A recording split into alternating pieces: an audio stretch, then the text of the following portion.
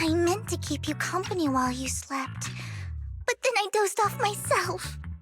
Ugh. I was going to sit here looking super cute, hands cupping my face. You know, like the #1 sleepy face I want to wake up to pose. I can't believe I ended up falling asleep myself.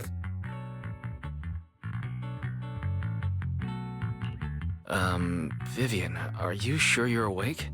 That sounded like sleep talk. I'm sure sleeping in that position couldn't have been comfortable either.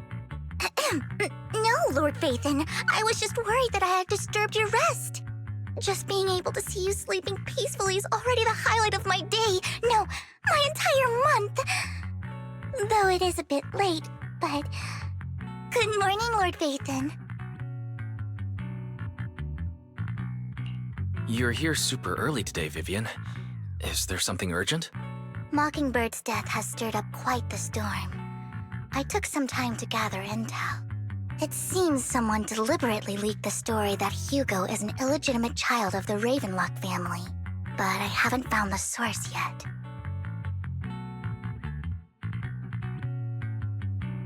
Could it be Hugo's uncle, Hartman? Maybe he's trying to turn people against Hugo and Mockingbird by playing the illegitimate child card. I suspected that too. He could be using Hugo's background to make people believe Mockingbird is just another Top's pawn. To the upper class, Mockingbird may be insignificant, but it has a loyal following among regular folks. But after some digging, I was surprised to find that the public isn't turning on Hugo. They're actually starting to see him in a better light. Some people feel bad for him, some relate to his struggles, and Hartman's the one getting all the heat. Public outcry against Hartman is growing, with many believing he murdered Hugo for his own selfish gain. Tops is hosting an industry summit this week, a responsibility usually handled by the Ravenlocks.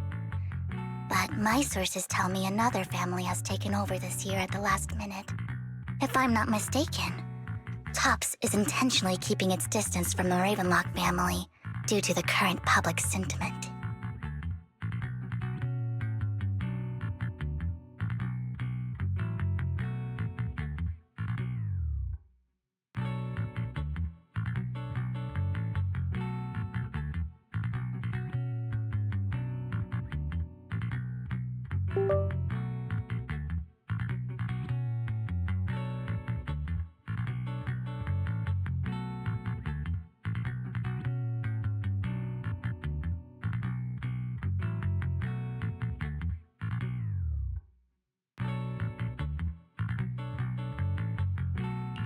Based on our past experience with Hartman, he's not the type to sit back and let anyone mess with his power or interests.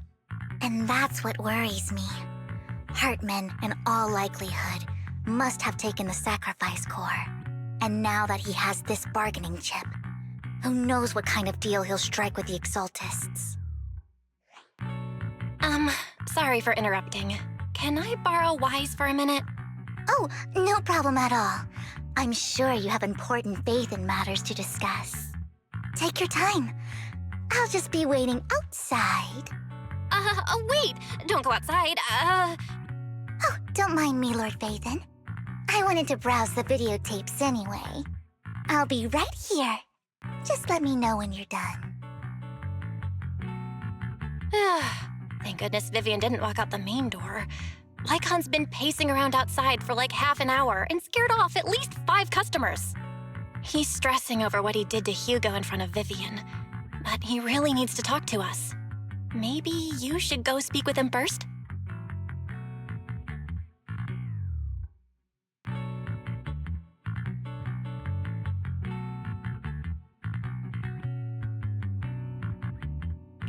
Sure, I'll go talk to him.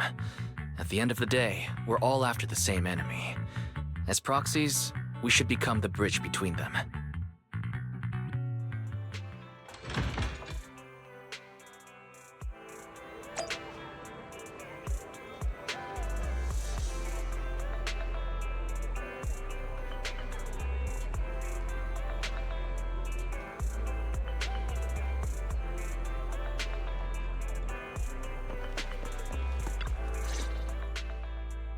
Good morning, Master Proxy. Good morning. Belle just let me know you wanted to talk to us and Vivian about something? Yes, it's an urgent request from the mayor, one that directly affects New Eridu's safety. However, before we get into the details, as a former member of Mockingbird, I'm concerned about Miss Vivian. Hugo made many mistakes and betrayed the principles of Mockingbird, but I'm certain he didn't intend to put Miss Vivian or you in danger. I don't know Miss Vivian very well, and I was the one who took her companion's life. I might not be the right person to comfort her, but I hope she doesn't regret the choices she made or lose faith in the path she chose. Vivian doesn't seem down at all. In fact, she's been actively gathering intel. I think she's handling this with even greater calm than I am. If you're feeling bad about what happened with Hugo, it might be a good idea to talk to Vivian directly. From what I've seen, she's not as fragile as you might think. That's reassuring to hear. I trust your judgment. You've always had a sharp eye for people. Would you mind coming in with me? I'd like to apologize to Miss Vivian in person. Sure, but just to be clear, I'm staying neutral and not picking sides. You both have your own stance on this. As a proxy, I'll do my best to help facilitate honest communication. I respect that. Thank you.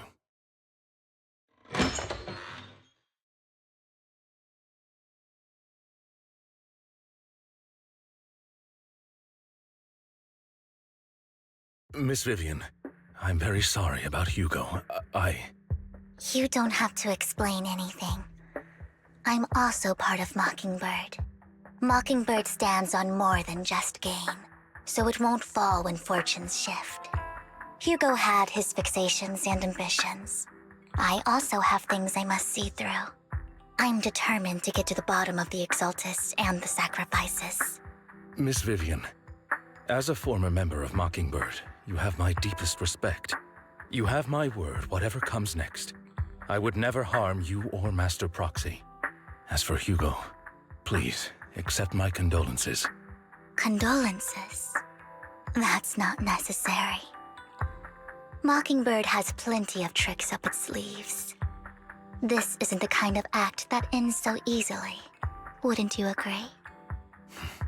You're right. I'm glad you guys are on the same page, but why do I feel like I'm being left in the dark? Master Proxy, I believe we all share the same goal. Uncover the truth of the Exaltists and the sacrifices. The mayor has tasked me with inviting you to take on this mission, and hopes we can work together moving forward. If the mayor wants to work with us, I trust he will demonstrate his sincerity in kind. Mockingbird will not serve as a pawn for the powerful. That will never change. Of course. While the mayor cannot handle this personally, he will make sure we have all the intel and support we need.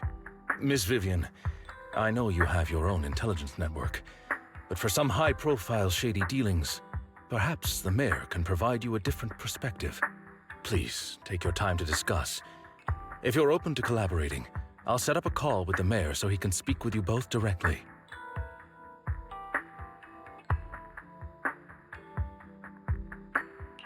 Belle, Vivian, and I need to think this through carefully with everything at stake. It's not a decision we can make lightly. Of course, I completely understand. When you've made up your minds, you can find me at the Ballet Twins.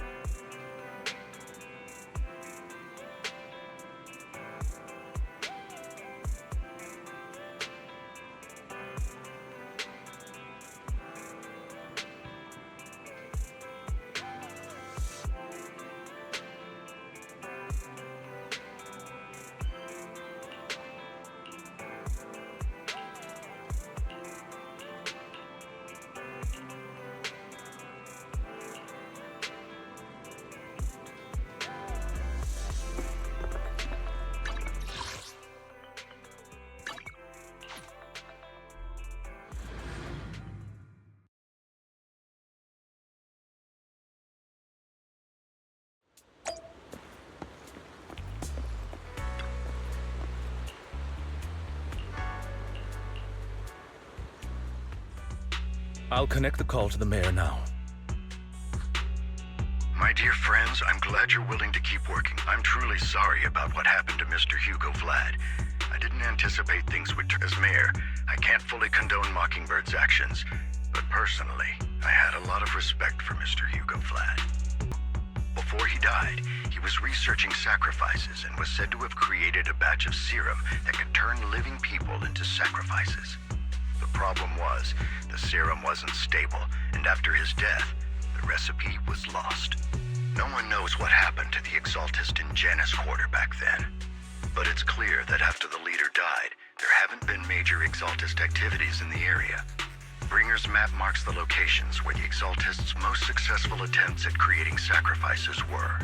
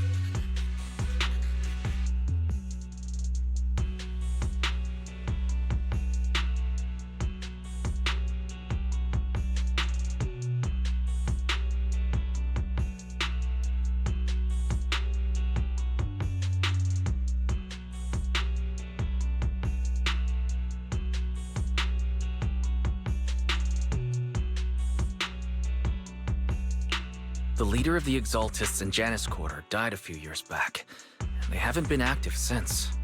Could it be that Hartman was just acting on his own? Unfortunately, that's not the case.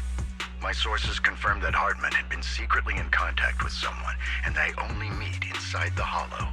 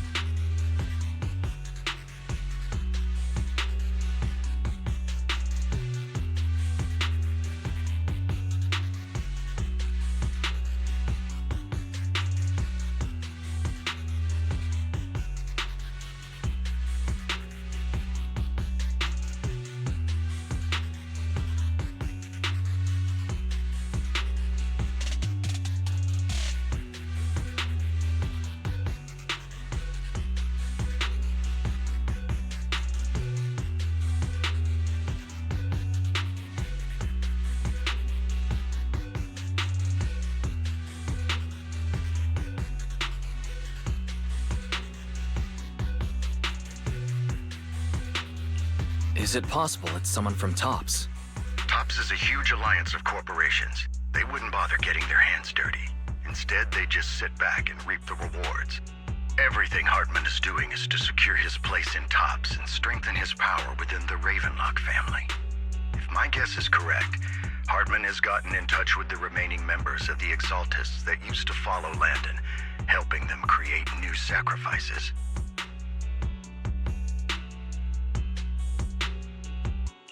But what's in it for TOPS? There's no way the Exaltists would just hand over their secrets about sacrifices to Hartman, right? A sacrifice outbreak would throw the city into chaos. And that's when TOPS steps in, taking control of the situation on their terms. The public will see the mayor as incompetent, while TOPS comes off as the real protectors of the city. And when that happens, public trust will shift towards TOPS. And Mr. Mayor, you might find yourself in an unfavorable situation. Still sharp as ever, Miss Vivian. So, what exactly do we stand to gain from partnering with you? Please don't tell me you're doing this out of some noble concern for your citizens. I'm not some hero of justice, and I don't believe in lofty ideals or empty promises. We have a common enemy. While our ideologies may differ, we can work together on this.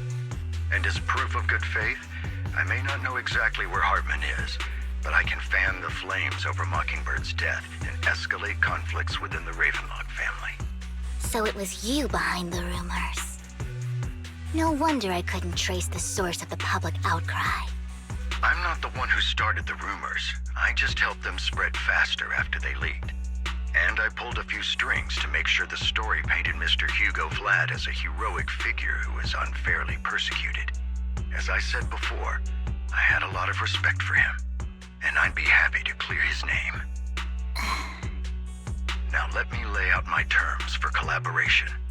After looking into it, I found that the dormant sacrifice you discovered wasn't the only one. There are more places where sacrifices might be lying dormant. Too many eyes are on me right now, so I can't send my own men to deal with it. I'd like to ask you to retrieve the sacrifices from those locations. I'll make sure to dispose of them once you do, so no one will be able to use them again. On top of that, I've asked a friend to help monitor your physical condition, and maybe even uncover more of your potential. Her research overlaps with your teacher's work. You don't need to worry about her capabilities. She's a Void Hunter rank special investigator.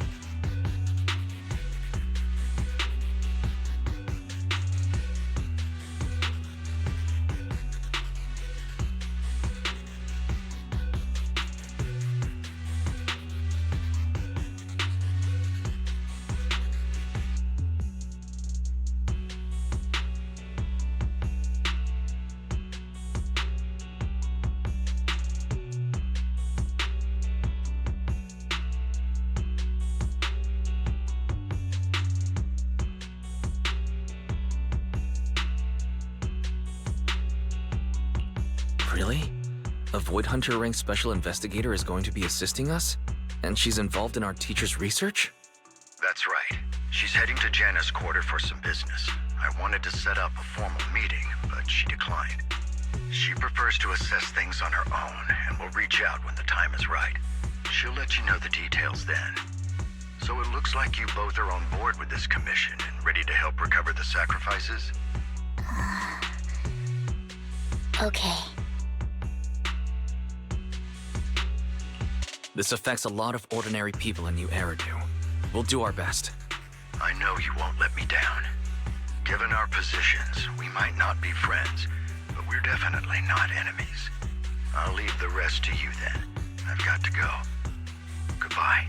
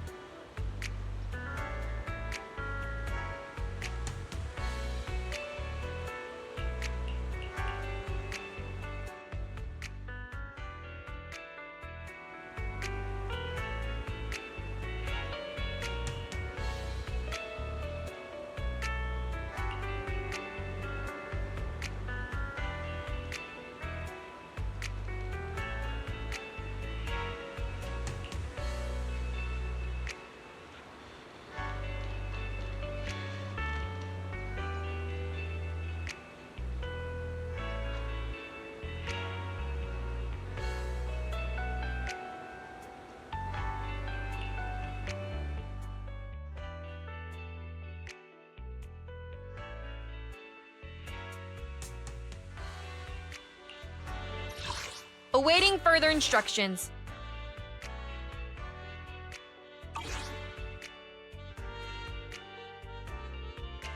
Ready and waiting. Eradicate all evil.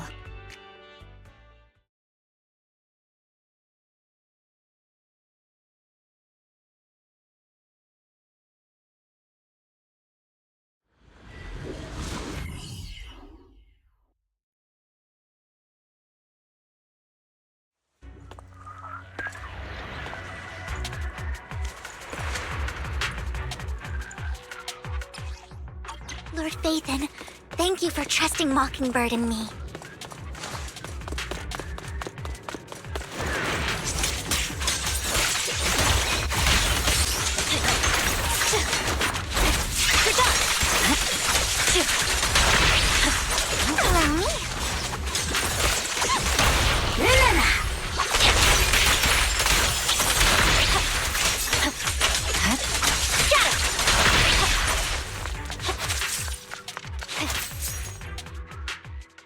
Has someone already taken the dormant sacrifice from here?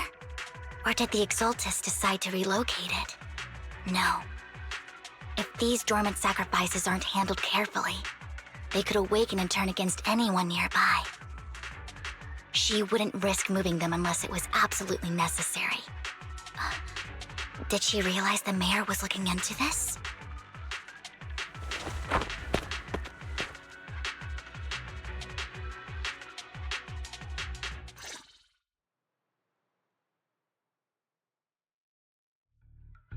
Did Hartman just make up this intel to get a shot working with us at Tops? I've been walking around forever and haven't found a thing.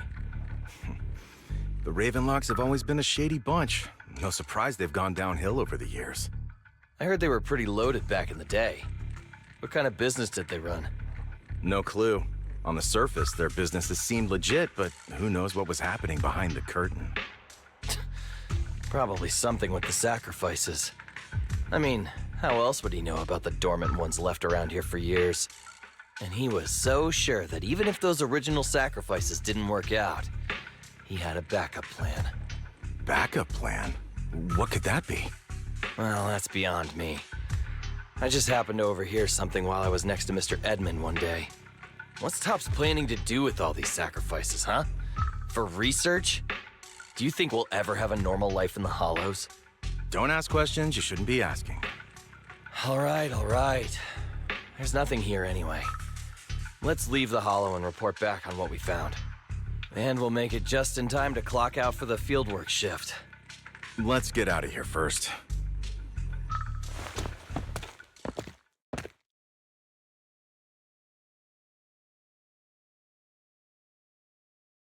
Hartman, that fool. He'll do it. She's an Exaltist. Vivian, you seem a bit frazzled. Who's this she you keep bringing up? I apologize for losing my composure. Please don't mind me. The she I'm referring to is with the Exaltists. Someone I have a history with. That's why the moment I heard about the sacrifices, I felt compelled to uncover the truth. I never meant to hide anything from you. It's just that, for me, the Exaltists bring back painful memories. And I'm not ready to face them yet. So, Lord Phaethon, please give me a little more time. Once I've gathered my thoughts, I promise I'll tell you everything.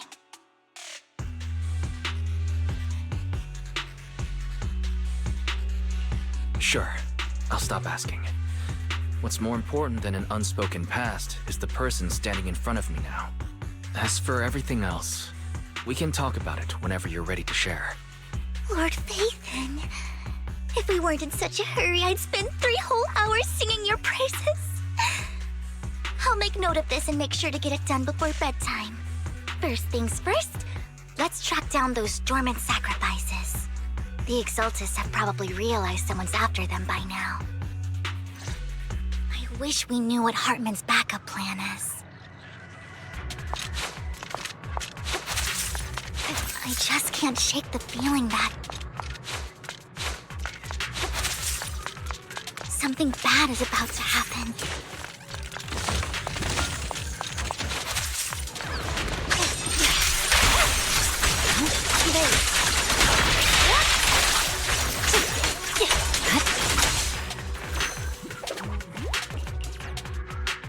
Hugo may have done terrible things, but he had his reasons. Mockingbird might be seen as the bad guys by a lot of people, but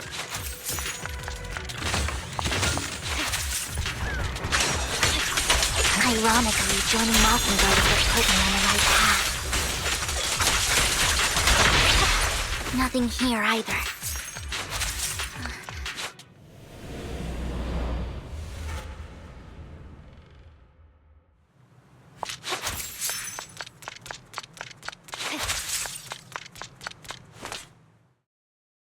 I knew it was you, Vivian. Camille, what are you doing here, sis? Are you destroying the dormant sacrifice? Vivian, don't call me sis. I'm not your sister. Are you trying to stop the Exaltists? I never left the Exaltists. You know what Landon did back then! Lord Landon did it for the Creator. His methods may have been extreme, but they were necessary. Back then, you walked away. You should do the same now. We didn't meet today. Take your friends and leave. What's wrong? Are you being forced into this? I can help you. Help me? Like how you helped her? Vivian, you're crying. You see me, don't you? No, You haven't changed a bit, Vivian. No need to hide your tears. I know exactly what's ahead for me. You've made your choice, and I've made mine. One last piece of advice. Stay out of this. She loathes you. I won't tell her we met today. Don't show yourself around us again. Camille!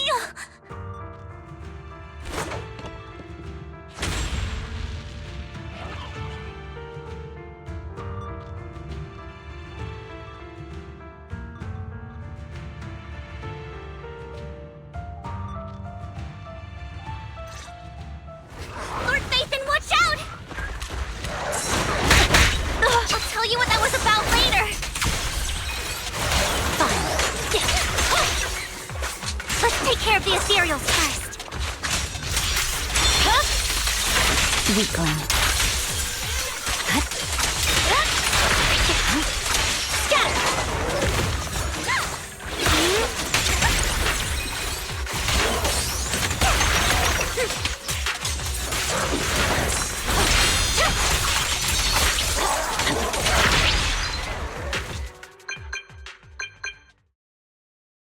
You've been gone forever.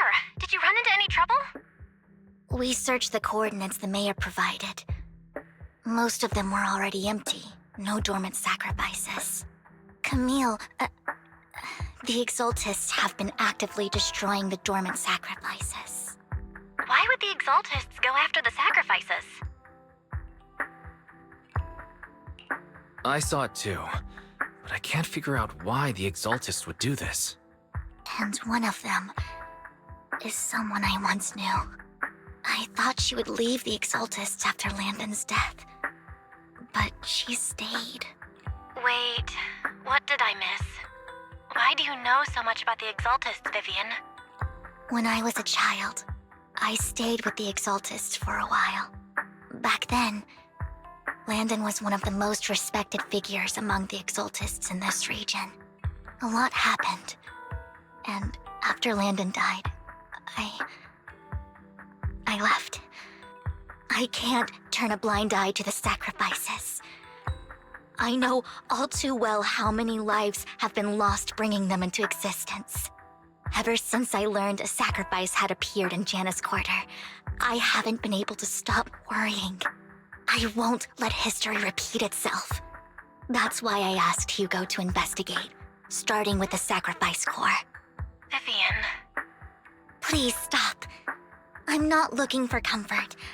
I'm just recounting the story for you to understand the situation. We've got bigger things to focus on. But when I do need comforting, I'll come straight to you. I hope you'll make time for me, Lord Vathan. Just so you know, I'm not the easiest to console.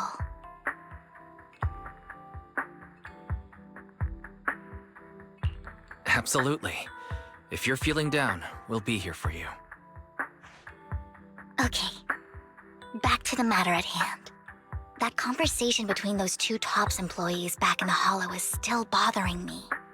They said Hartman had a backup plan, and that got me thinking about some news that was quietly swept under the rug. Lately, there have been mining accidents in Ravenlock-controlled areas. Many workers have died. The families were paid off with huge settlements, way more than usual. No protests, no controversy, and the issue was buried. But considering the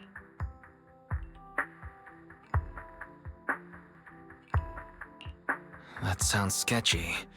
Do you think those accidents were faked? Precisely. I don't think those workers died in mining accidents. I'm planning to reach out to some old friends, see if they've heard anything about this. Do you have time, Lord Phaethon? My contacts are just near 6th Street. Care to join me?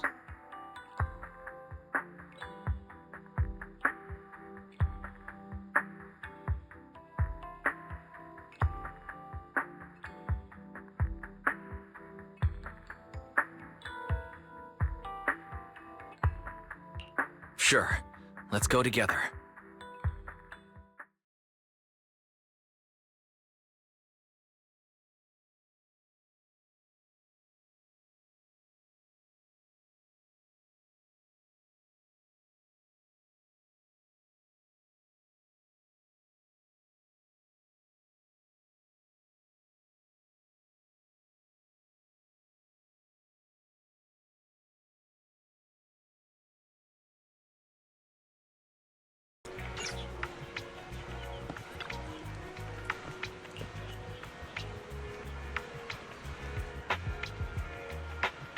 An old friend of mine said she has some new intel.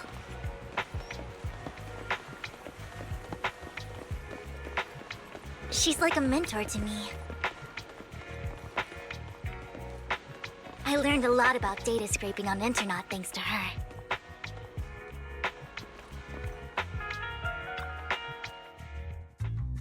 Rain! Long time no see. Yeah, it's been a while.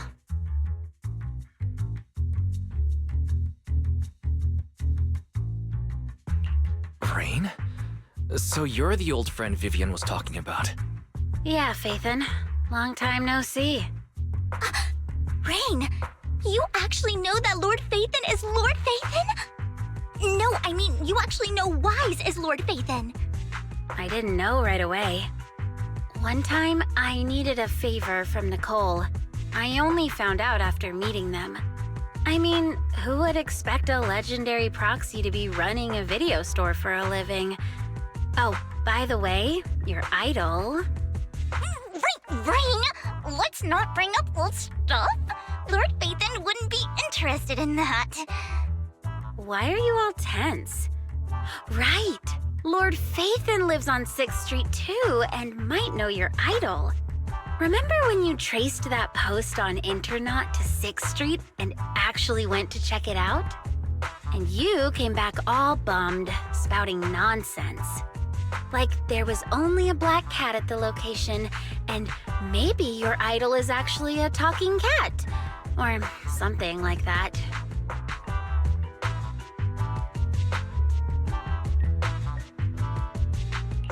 I think I know that black cat. It hangs around our shop now. Lord Phaethon, please, let's drop this topic. Come on, Vivian. It's been years, and you still won't say who your idol is. If you'd just let me, I'd have tracked them down ages ago. I get it. You want to find the person who's important to you on your own. But you've tried so hard already. It's okay to lean on me a little, you know. I'm sure your idol won't hold it against you. I shouldn't have come to see you. Huh? What's wrong?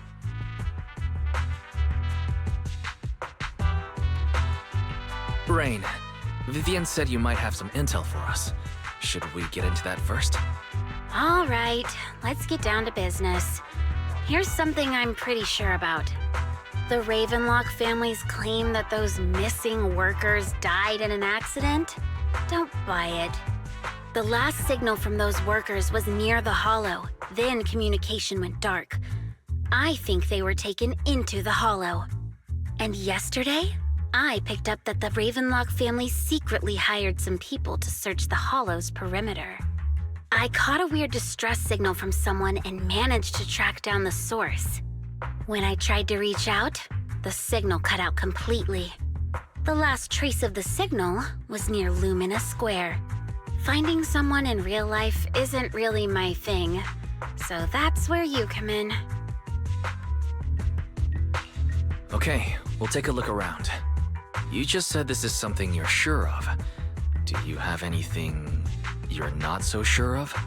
I dug up some info online, and one thing stood out. A few days ago, there were some creepy sounds coming from an abandoned warehouse by the port. The place was locked up, so no one could see what was happening inside. Not sure if it's related to your search. If you don't find anything useful around here, it might be worth checking out. Well, that's all I have for you. Thank you, Rain. Don't get all emotional on me now. I'm just helping out a friend. This one's on the house. Consider it payback for the favor you did me last time. But if you still want to find your idol, hit me up. I've been curious for what... Alright, don't worry about it. I'll manage it myself. Stop being so nosy, Rain. Nosy? Nah, just professionally curious. What kind of person is worth all this searching, huh? But honestly, whoever they are in real life, they've become a part of you. You've come a long way in this search, Vivian. I much prefer the person you are now. So if you find this person, don't chicken out. Go meet them. People will appreciate you for who you are. Rain. I might not care about the real world or what it'll be like, but I hope everyone I know can live a good life. I'm counting on you to save the world, guys. All right, I have other business to take care of, so I'll leave the rest to you.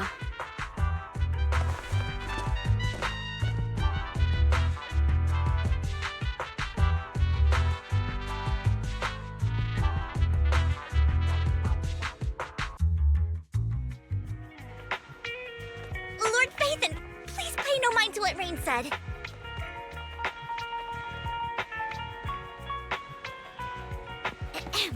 That big guy's up ahead.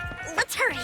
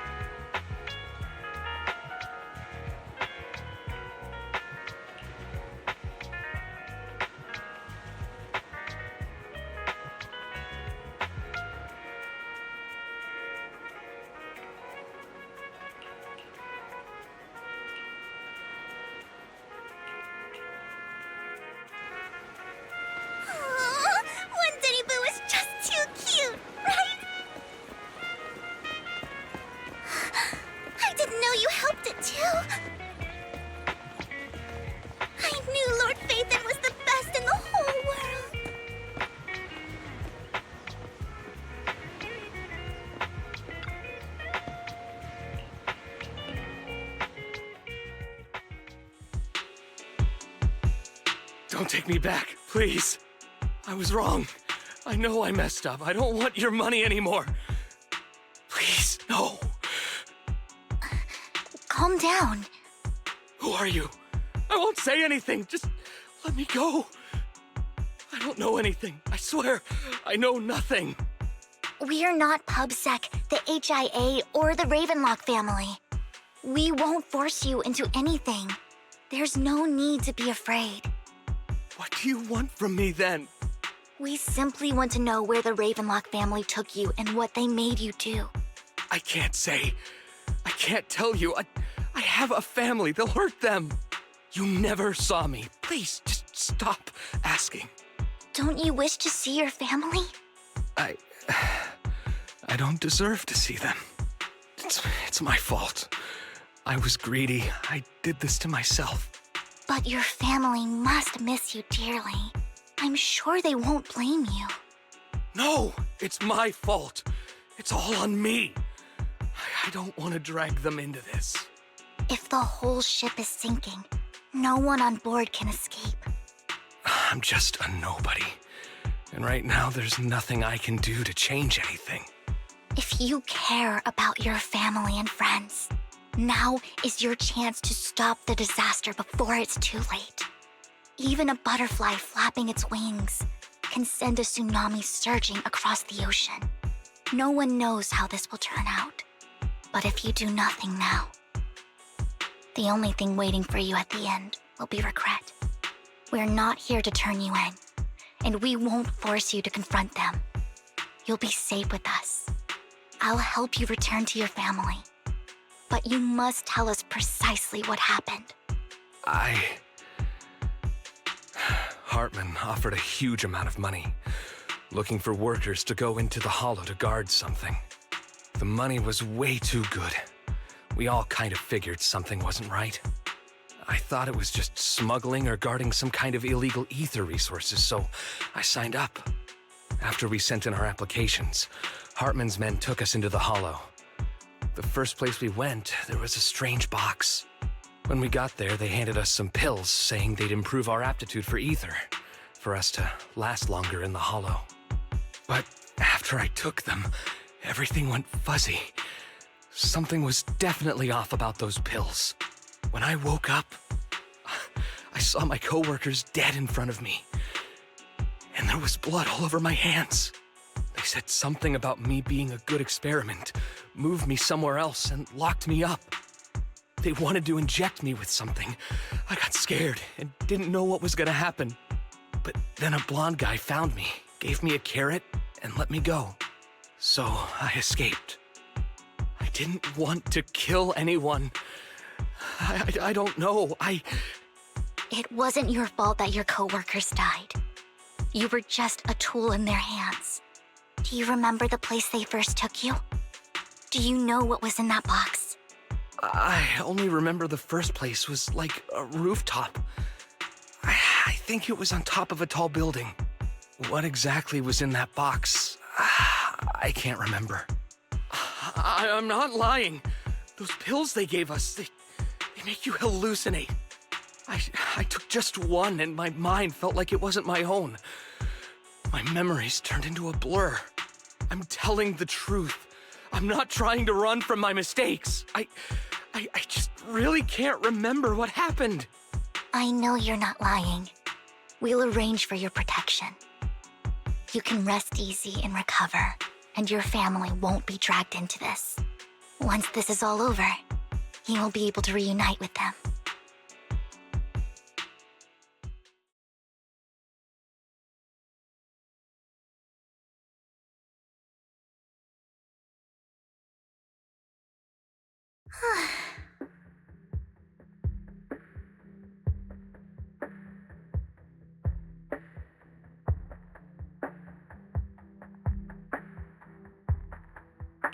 Sometimes I wonder if you've had some kind of special training, Vivian.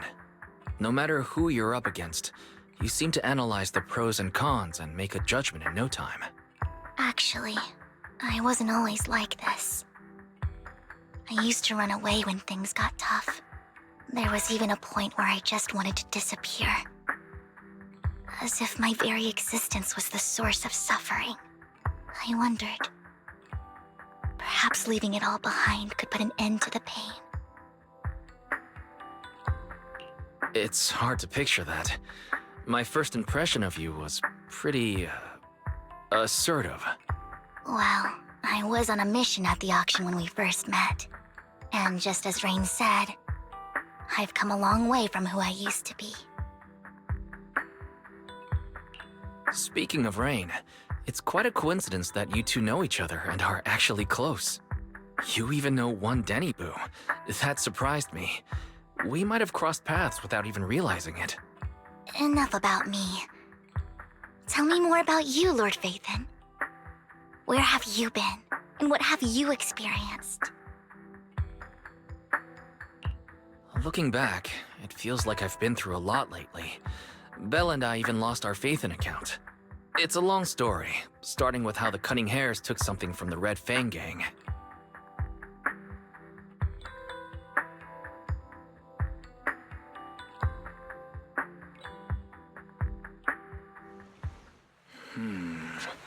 It should be around this area. Belle told me there's a highly rated store here.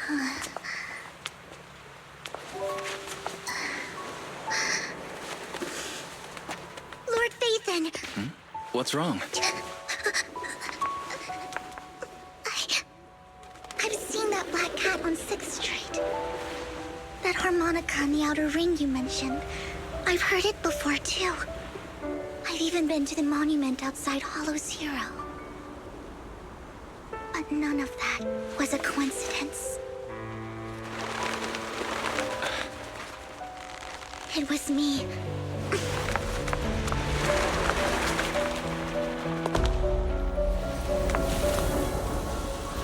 Following you, and now I've finally made it to your side.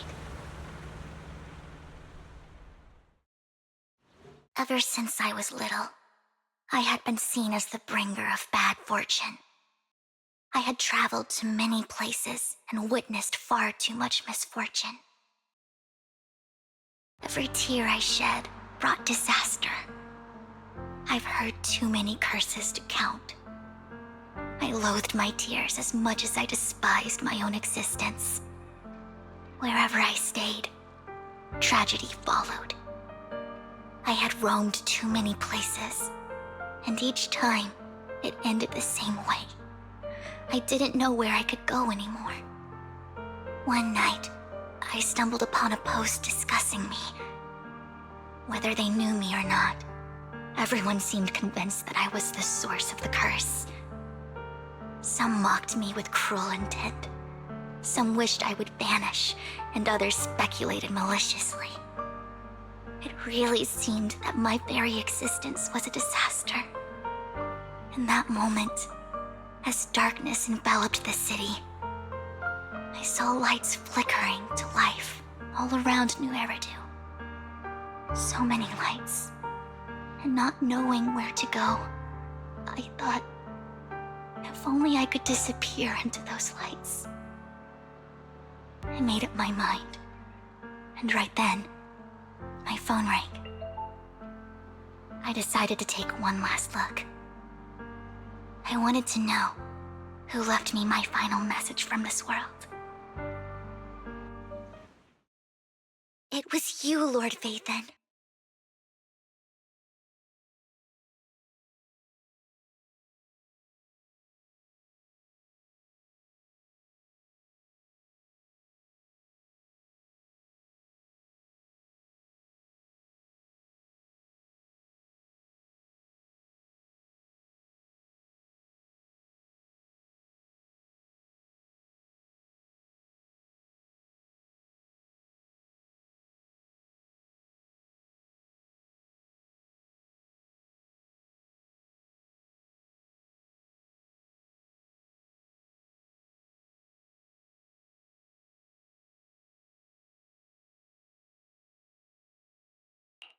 Huh?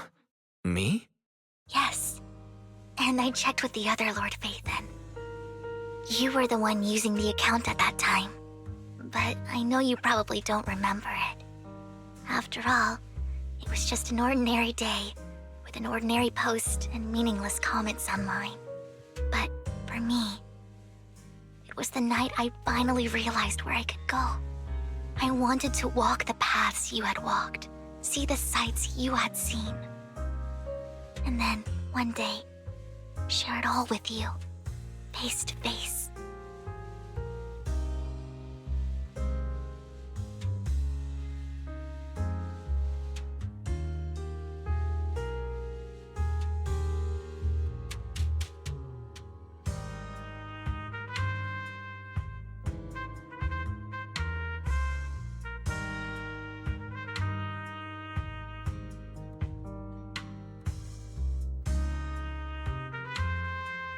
So, I have to ask, what exactly did I say in that reply? Well, you'll have to figure it out for yourself. I'm not telling you.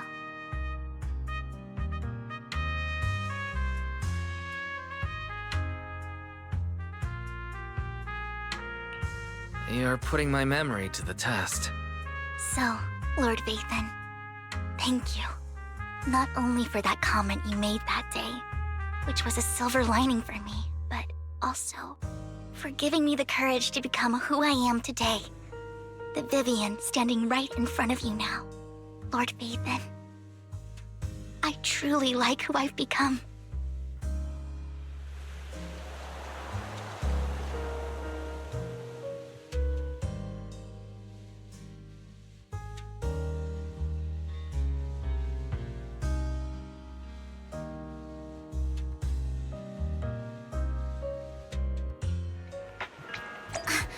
Lycon just sent a message. There's an update.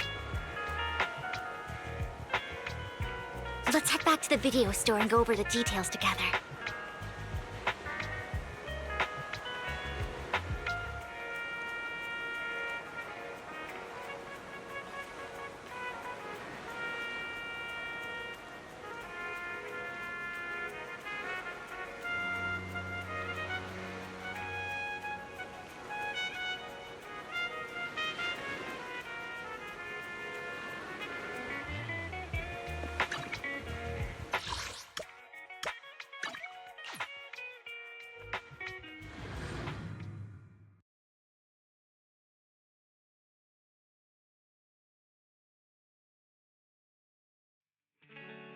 Wise, you're back. Looks like Lycon's tied up with something. He said I should just chill until you're back, and then we can talk online. I'll call him now. Master Proxy, Miss Vivian. The gentleman Rena brought back has stabilized and calmed down now. Based on his account, we've identified where Hartman is hiding the core. He also mentioned that Hartman plans to trade the core with a group of people. We suspect that this group consists of members from the Exaltists. I knew it. Now that we have the location, it would be splendid if we could seize the sacrifice core before they do. Precisely. We hope you can head to the location as soon as possible to secure the sacrifice core. All right, we'll get there right away. I have other matters to attend to, so I'll leave the retrieval of the sacrifice core in your capable hands. The mayor's friend that he mentioned before will also be assisting you this time. The target coordinates have been shared with her, and she'll meet you there. Please ensure your safety, and I wish you all the best.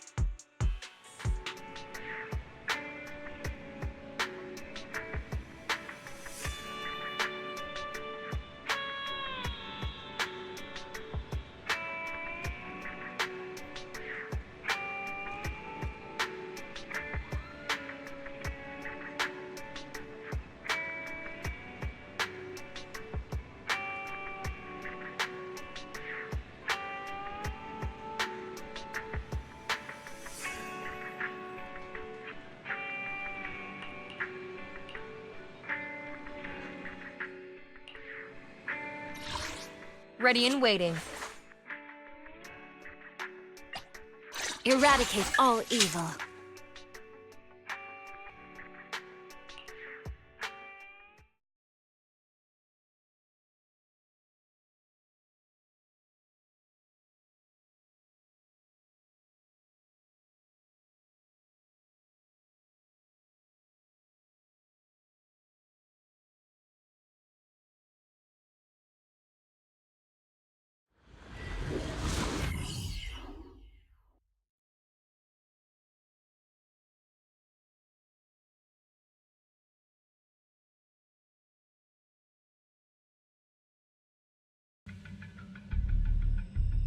Where's the sacrifice core? Camille, you really think I'd stroll around with something this important? Plus, even though the Ravenlocks and the Exaltus have been working together for ages, I've hardly even met Lady Dina. I'm the one offering the sacrifice core here. I'm curious what Lady Dina's got lined up for me in return? I'm just here to verify that the core you mentioned is real. Once that's sorted, Lady Dina will give you a proper response. Our partnership isn't just talk. We need to be sure you have what we need before moving forward. Sure thing. I'll take you to where I keep the core. Once you verify it's legit, have Lady Dina come over. We'll lay everything on the table face to face. All right, lead the way. It seems Hartman is trying to bargain for more. What a greedy and insatiable man. It's just that... why would they only send Camille for something as important as the sacrifice core? And I can't shake the feeling that Camille doesn't want Hartman and Dina to meet. Why is that?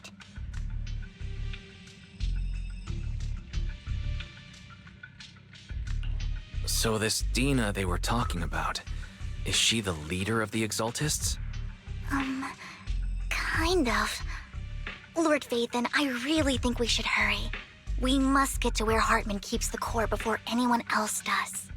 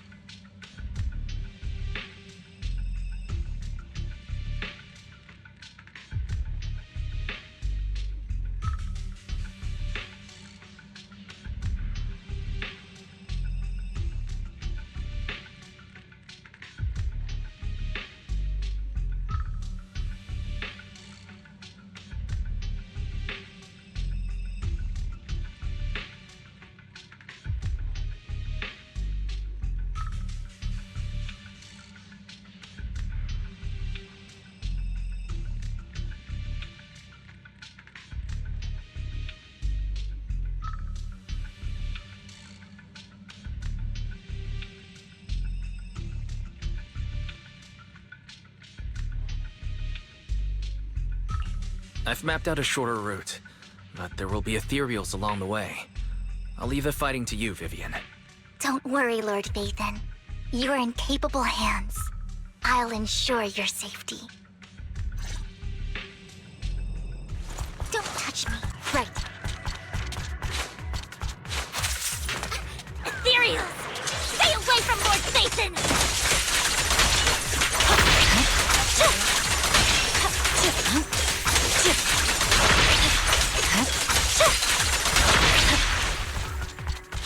Looks like Hartman's trying to negotiate for more leverage.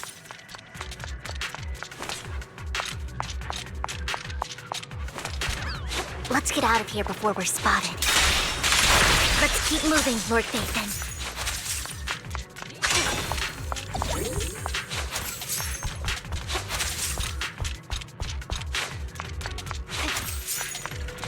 Leave the enemies to me, Lord Vathan. Weakling.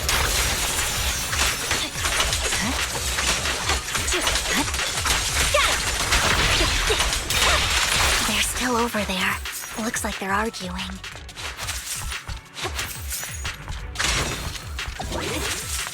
This is our chance. No matter who has the sacrifice core, Hartman or the...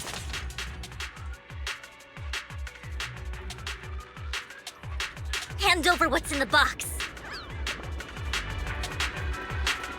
Or we do this the hard way. You sure talk big, little girl.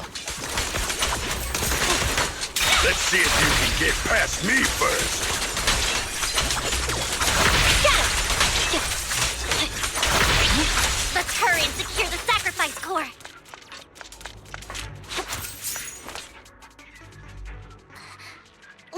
Phaethon, the box is empty. So Hartman never kept the core here to begin with? How did you even find your way here? Where's the core in the box? What did you do with it? You call this keeping the sacrifice core safe?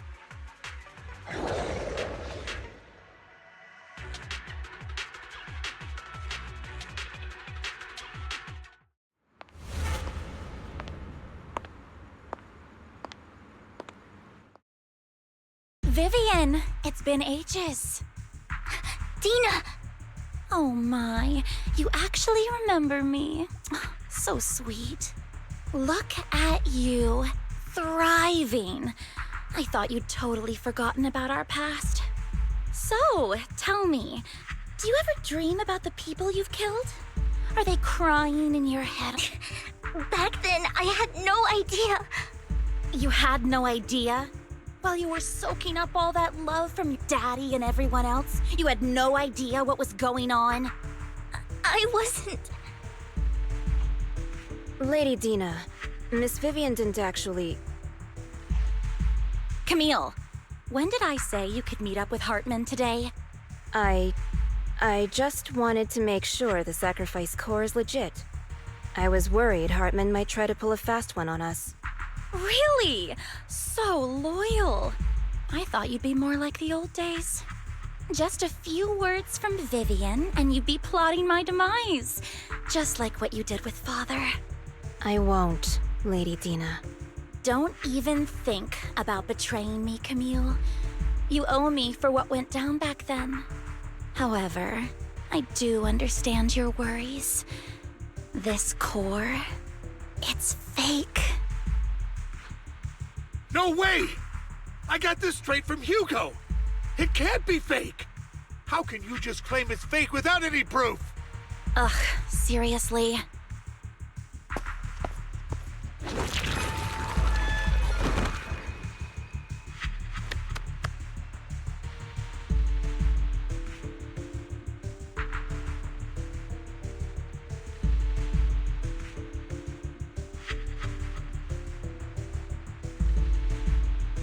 The sacrifice core can max out the ether particles within human bodies in no time at all.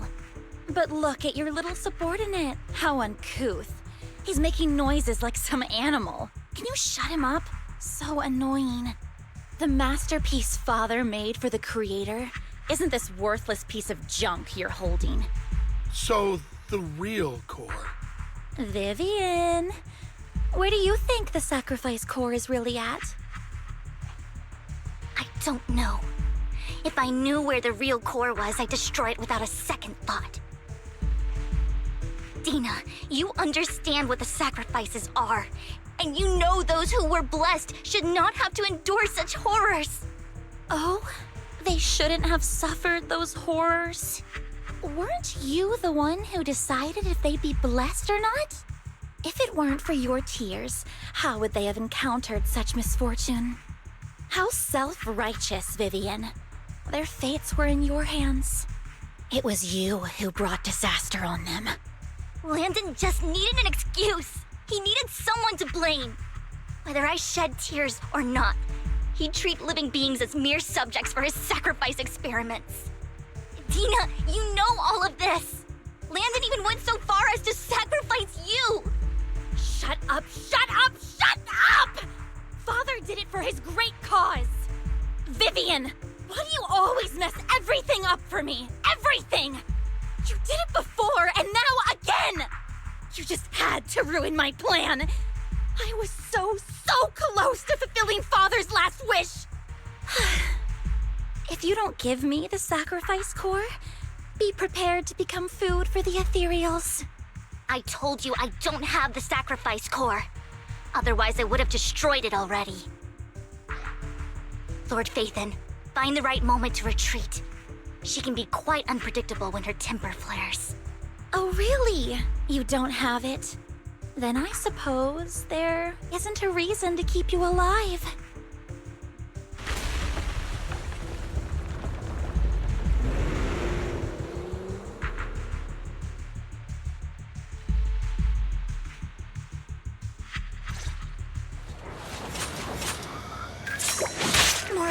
are coming.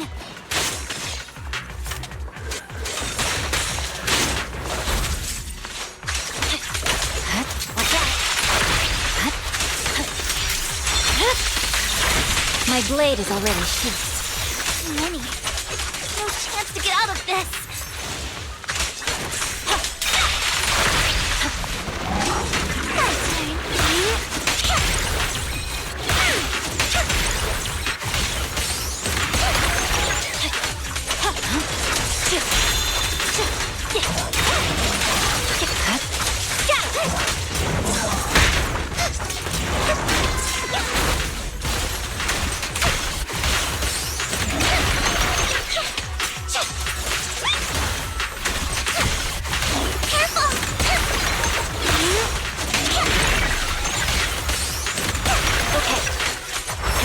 On my blade.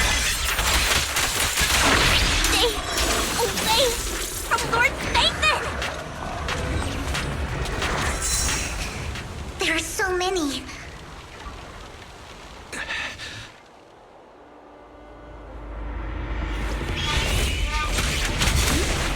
It's ink.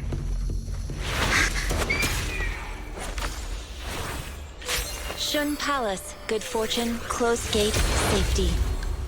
What? An evil miasma gathers here. Another place of conflict. If you wish to avoid disaster, then head southeast.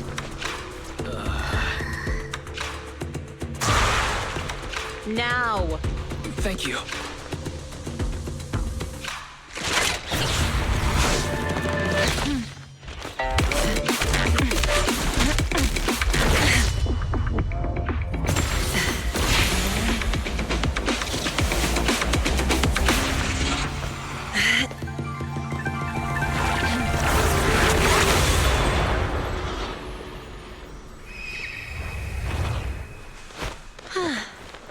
Finally, peace and quiet.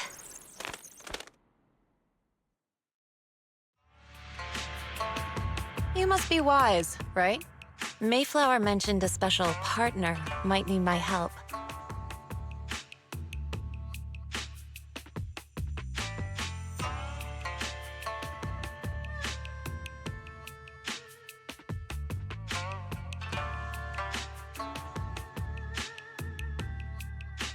May I ask, who are you?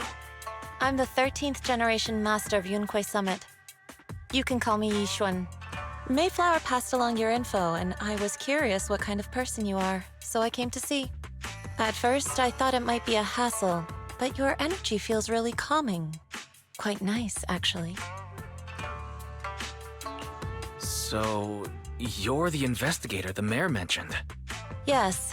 He also asked me to be your temporary teacher and offer you a bit of guidance.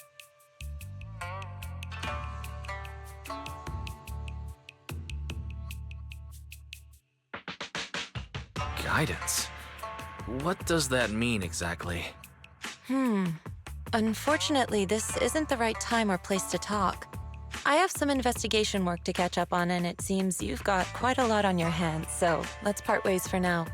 I'll find a good time to visit you soon.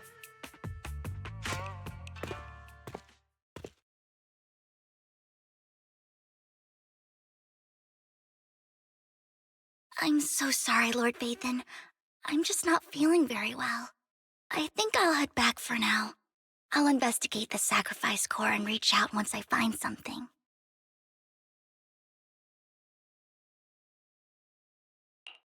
You don't look so great. Let's get out of here and figure things out later.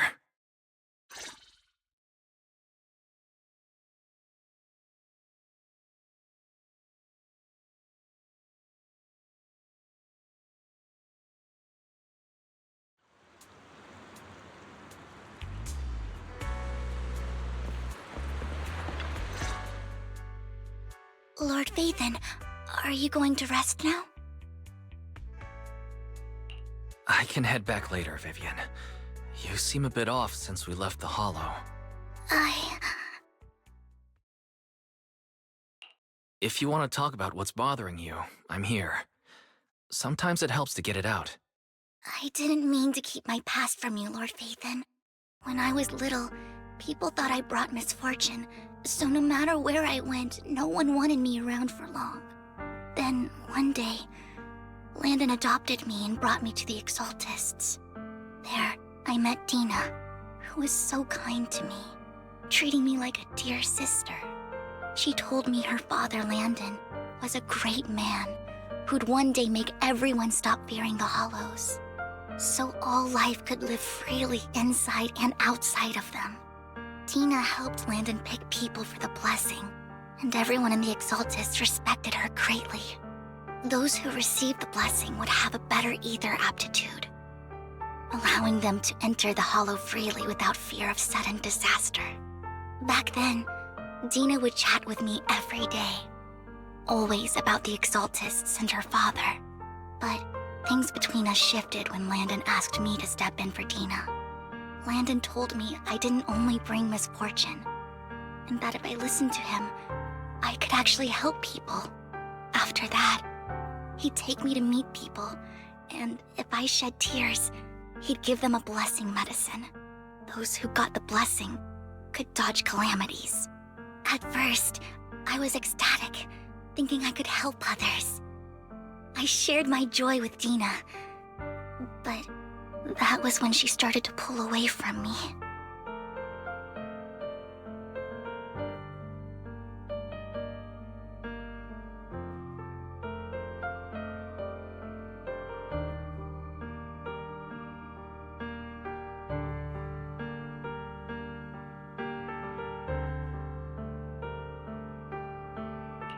Was that blessing medicine the same sacrifice serum Bringer had?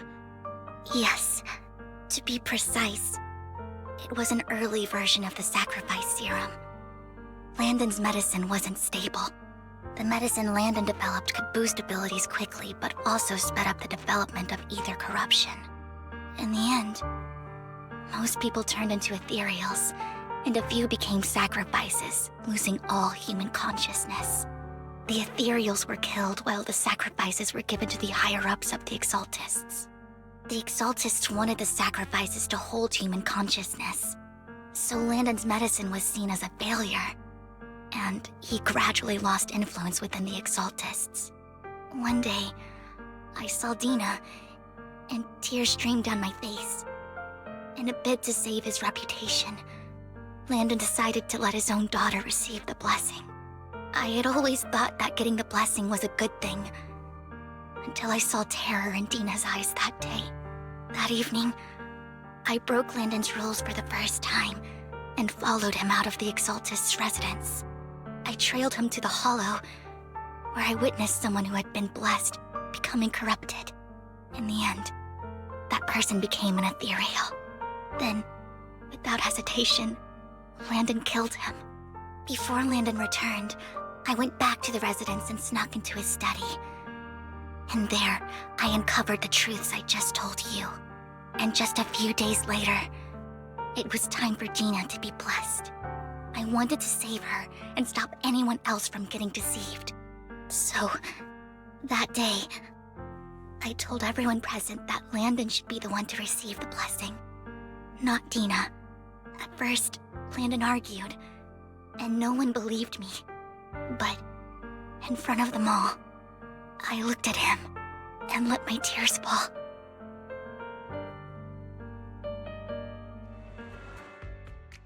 Lord Landon, please accept the blessing. Vivian, you... Why won't you accept the blessing? Were you lying to us? Ungrateful fools! You have no use anymore! Liar! Run! Run! Dina! Dina, wake up! We have to go! Vivian? What's happening? Listen to me! Lord Landon's so-called blessing isn't...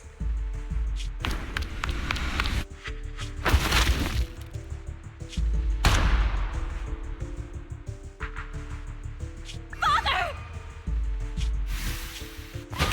No, I was just...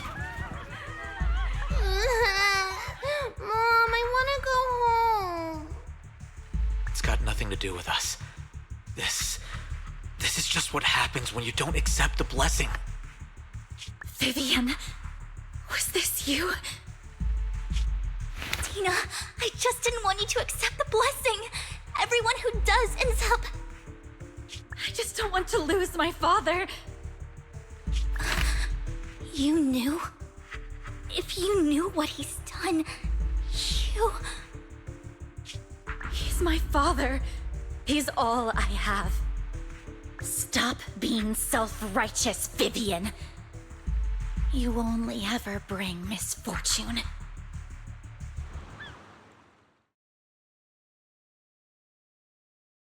I thought once Landon was gone, Dina would leave the Exaltists. I never expected her to continue his research, or that Camille would stay. Camille lost her entire family in a hollow disaster, so she's always supported the Exaltists. She's not a bad person. She's just someone searching for hope. She joined the Exaltists very early on, and even watched Dina grow up. That day, she was just so desperate to save Dina that she... All these years, she's been following Dina, taking care of everything out of guilt, I think. But I didn't just fail to save Dina. I trapped her. I see misfortune approaching, but I can never change its course or avoid the bad ending. Maybe I really am a bringer of misfortune. No, you're not the one causing trouble. Whatever went down with the Exaltist, it was Landon who was pulling the strings. As for Dina and Camille, they knew the truth and they made their choice. The hollows and the disasters they caused took more than just their loved ones. Not all survivors cling to obsession and hatred like those two do. Lord Phaethon.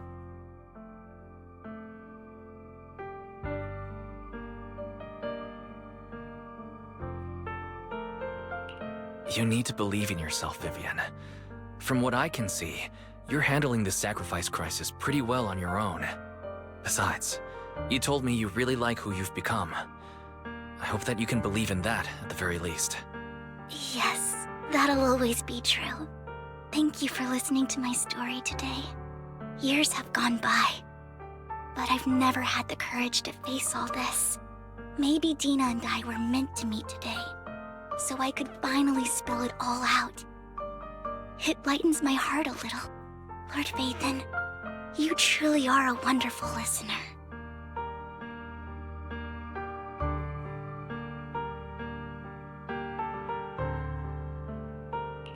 Not just today.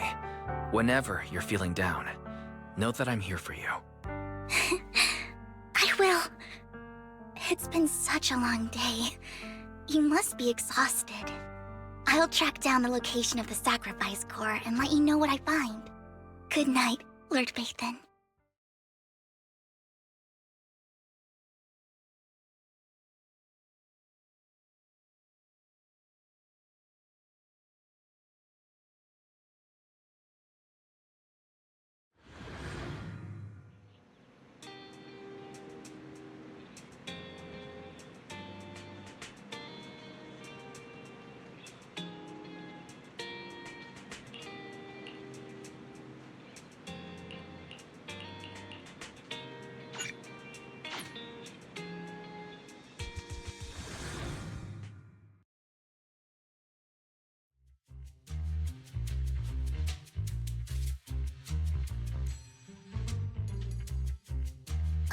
Shawl, I didn't expect you to be working here.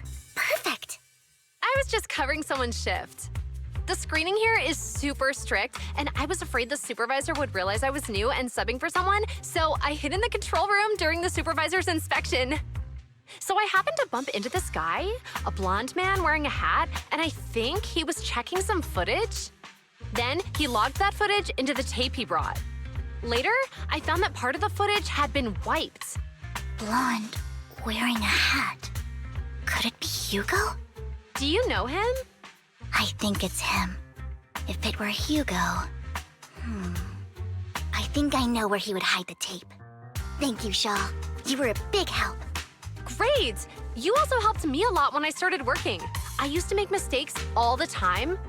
If it weren't for you cleaning up my messes, I would have been fired ages ago. So I'm happy I could help you too. All right, go ahead and do what you need to do. We'll catch up another time.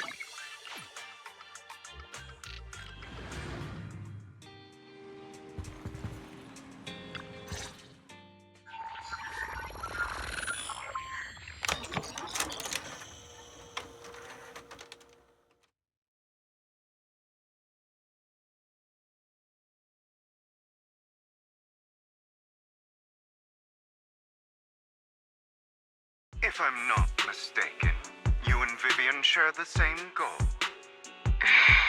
Silence is no good for negotiation.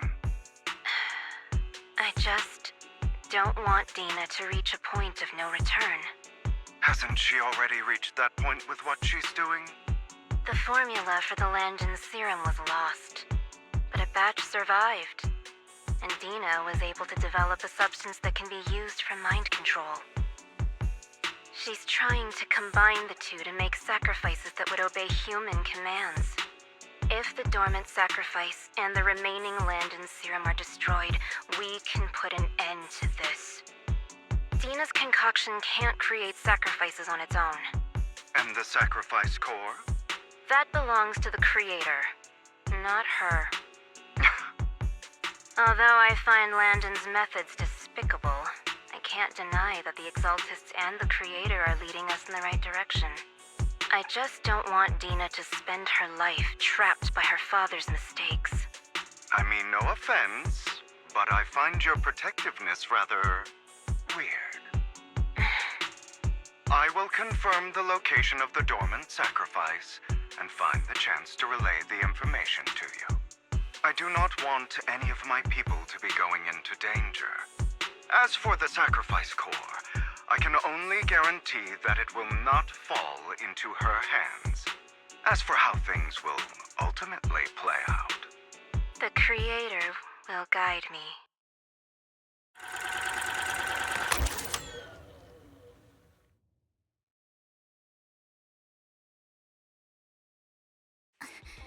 Camille was actually destroying the dormant sacrifice?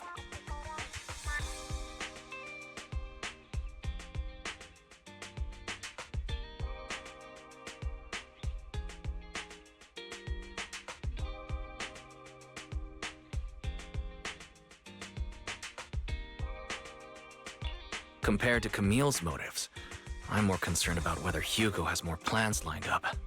Hugo... he... Wise, Lycon just sent a message saying he's got something urgent that he needs to talk to us about now. All right, let's patch him in. Master Proxy, I apologize for disturbing you. We have just learned that the Ravenlock family will host a banquet tonight. This banquet is rather special, as they're allowing members of their family to invite business partners to attend. With Hartman at the center of controversy, there are many members of the family who are eager to use this opportunity to replace him. The mayor has been spreading rumors of a young tycoon who inherited a sizable fortune and is looking to partner with a person from an old and influential family. This information has lured a young man named Burton from the Ravenlock family. So, you want me to pose as this tycoon and use Burton to infiltrate the banquet? Correct. And Hartman's study is also located within the venue. I see. Hartman's study might hold valuable information. It seems like there's nothing left for me to do. You can attend as her +1. +1? Lord Phaethon, please go with me! Master Proxy, it seems Miss Vivian requires your presence, so... Yes, just your presence will help me immensely! Sure. If we go together, we'll be able to keep an eye out for each other. I'll accompany Vivian. I'll send you the time and place for the meeting with Burton. If you encounter any danger, please evacuate immediately or contact me for backup. I hope everything goes well for you tonight.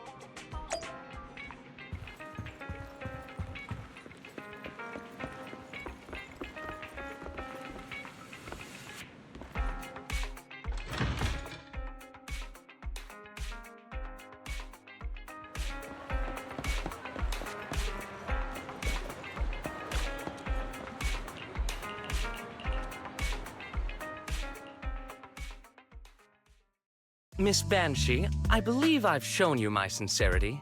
Now how about you? Sincerity? My presence here is a show of sincerity. If we're to work together, Miss Banshee, you should drop your pretentious act. I am well aware of the ways of the Ravenlock family. If I were to come empty-handed, I probably wouldn't even be able to make it out the front door tonight. Since I agreed to come with you, and even brought along my most precious companion, does that not show my deepest sincerity? No need for such an off-color joke. Our door is always open for those coming or going. We both know what's what, so let's cut the small talk. I know far more about how the Ravenlock family made their fortune than most here. I am also well aware of why Hartman, despite such a massive scandal, still remains in power. Oh? Do tell. Exaltists, blessing, sacrifice, Landon. Where would you like me to start? How did you know that? No, who are you? Don't be so tense. If I'm not mistaken, it's about time the banquet began. My companion and I are practically famished. Is this how you treat your guests? By letting them starve? Perhaps when we've had our fill, we'll remember where the sacrifice is hidden. You know where the sacrifice is? So, can we go get something to eat now? And I'm also looking forward to receiving a special dessert from you. We can discuss what you wish to know while we enjoy dessert. Of course. I wouldn't let such an important guest discuss matters on an empty stomach. As for dessert, I will prepare it myself, and I guarantee it will satisfy you. I'll come find you later. I wish you a pleasant evening.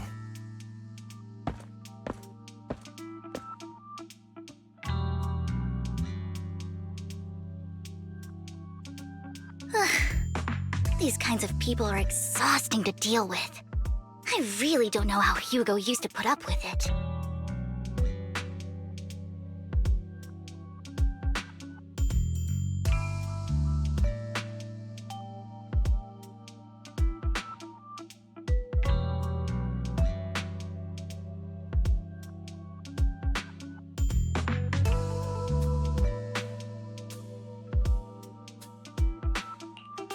You always manage to surprise me. You sent him off with just a few words. If I were him, I'd think you were a powerful noble lady. It's just some techniques Hugo taught me. Like that dessert I mentioned. It means I want them to offer more if they want to come to an accord. Fortunately, that old fox Hartman is terrified of losing power.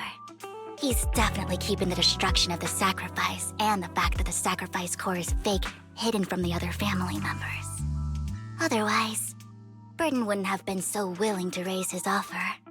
Lord Phaethon, let's find Hartman's study when the banquet is at its busiest.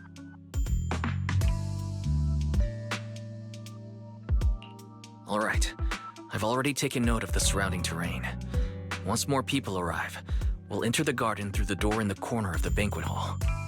Wherever you go, I'll follow, Lord Phaethon.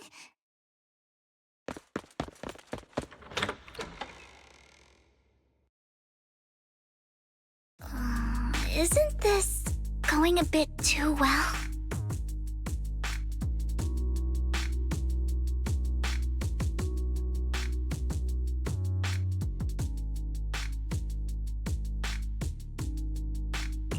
The security outside of the manor is really strict, but maybe it's more lax on the inside. Let's assume we got lucky. However, just to be safe, I'll call Lycon. Let's check Hartman's recent correspondences for clues. I still have concerns about the sacrifice core. Right. Though the core he gave Dina was fake, Hartman might have...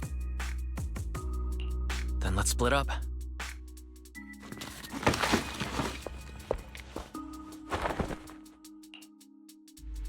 Esteemed guests, Is the catering at the Ravenlock family banquet not to your satisfaction? So much so that these two distinguished guests felt the need to come to my humble office to scavenge for food. Don't want to come out? Well, after all, you don't have long left. Burton, that greedy idiot, fell for the mayor's trap. But I never expected that he would bring you into my territory. I suppose I should thank him. Otherwise, I would have had to go to great lengths to eliminate you. Vivian, Phaethon, give Hugo my regards. Tell him I shall be taking the wealth and power of the Ravenlock family for myself.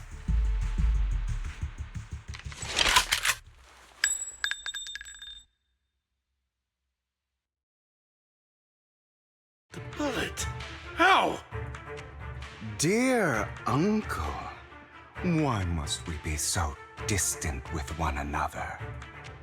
You can just tell me what you want to say directly.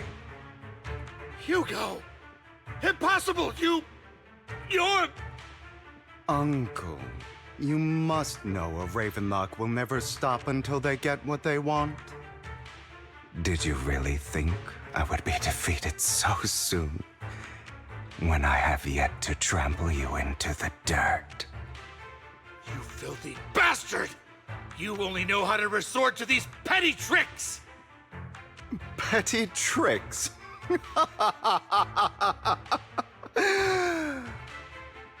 Perhaps you'd like to know what I managed to accomplish using this faked death of mine.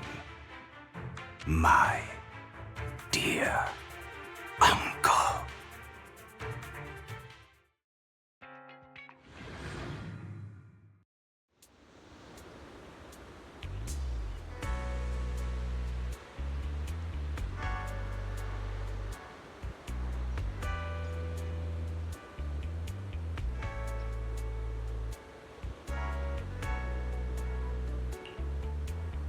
Faking my own death. Hope it's all worth the theatrics in the end. It was just to keep Hartman off my back, but maybe I went a little overboard. The manager must be pretty shaken up. I should apologize at some point.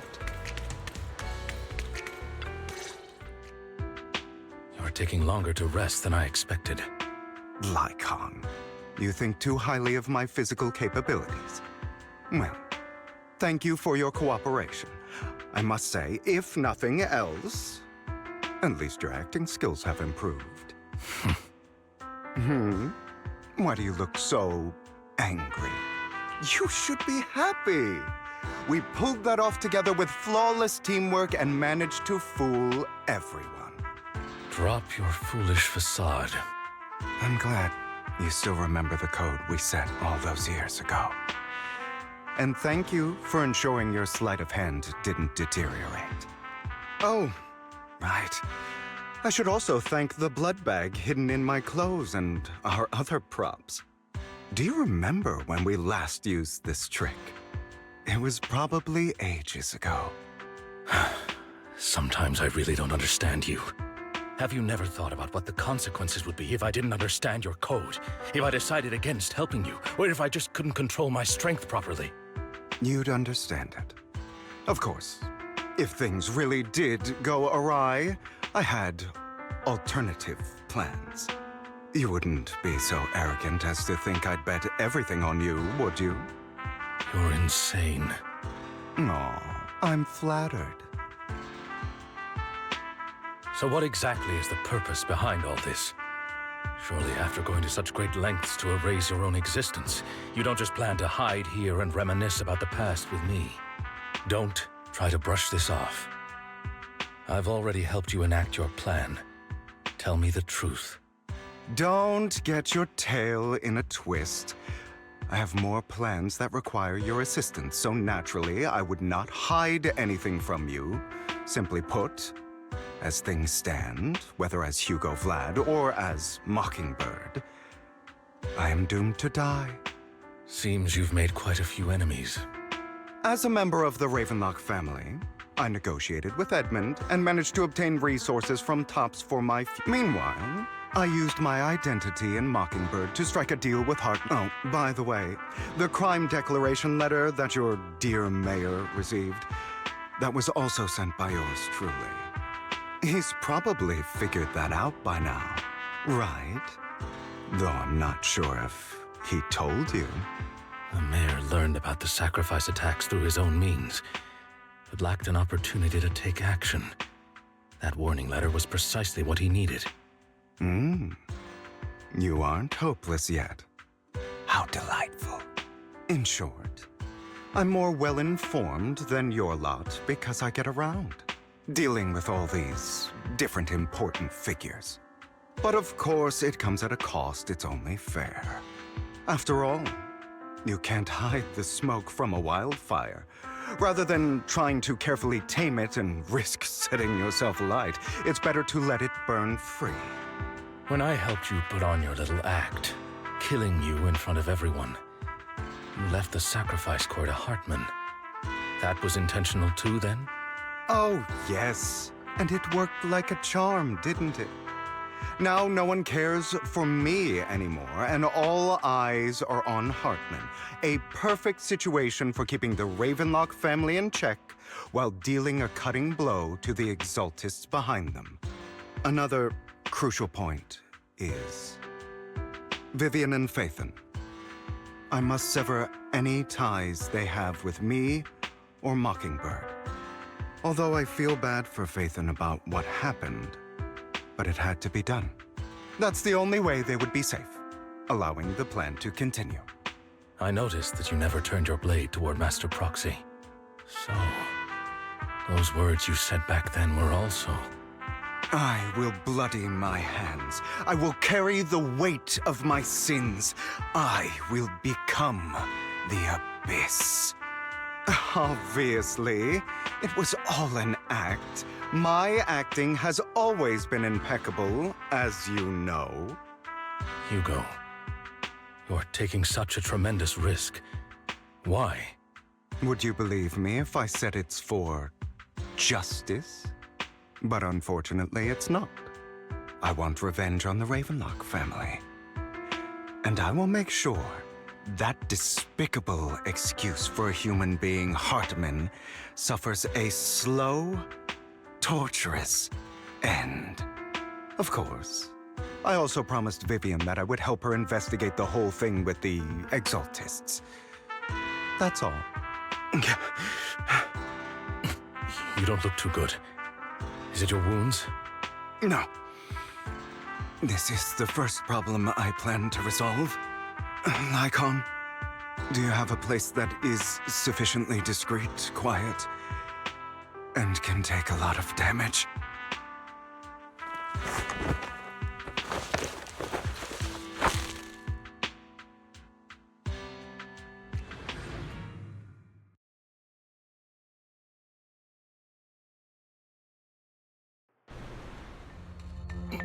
What exactly are you doing?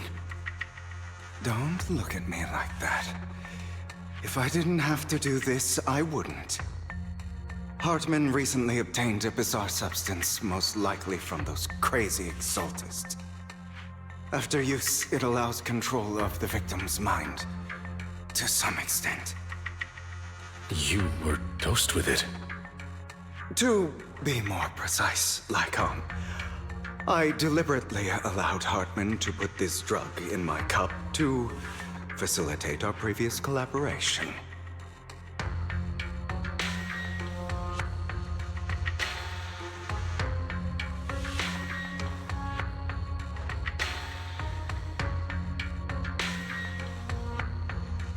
After finding out about it, I quickly found someone to help analyze its composition. The good news is he gave me a very low dosage, perhaps because he was afraid I might notice. There's a different medication that can delay its onset, preventing me from actually being under his control. I simply need to put on a show in front of my dear uncle. The bad news is that currently there is no antidote. When I delay those effects, however, they will accumulate and erupt when my body reaches its limit. It may even break my mind. And that's exactly what's happening now. I need to endure those accumulated consequences. So, I will lock myself in this room for however long that takes. I've tied my limbs to prevent me from smashing this place or accidentally hurting myself. Anyway, after you leave, do not open this door, no matter what you hear. I recommend seeking professional medical assistance. This is advice I received from a doctor. Or are you saying you don't believe I can make it? So, I can't. Come find me here at the scheduled time. All you need to do is smile and await my victory. What if I want to stop you? You know you won't succeed.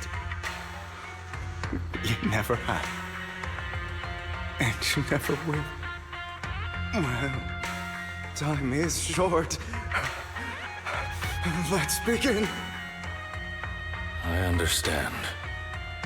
Don't die, you stupid bastard.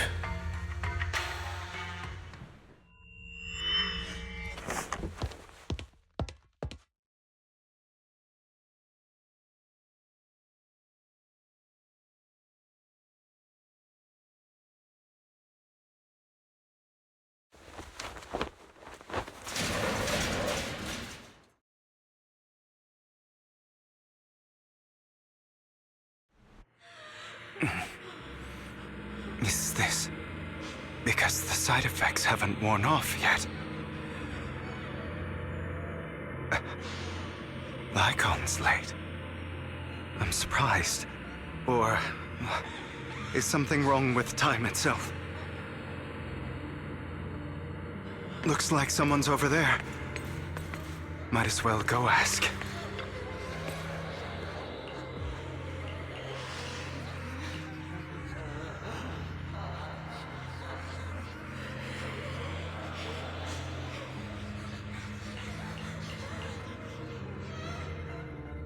It's all your fault.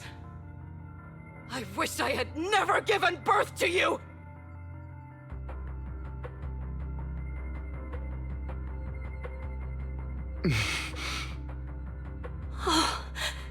Everything will get better if you just die, right? If you die, he'll come back. We'll have another, more perfect child. One who will inherit the Ravenlock family bloodline. Then I'll be able to escape this pain. So, Hugo, for the sake of Mommy's happiness, just die, okay?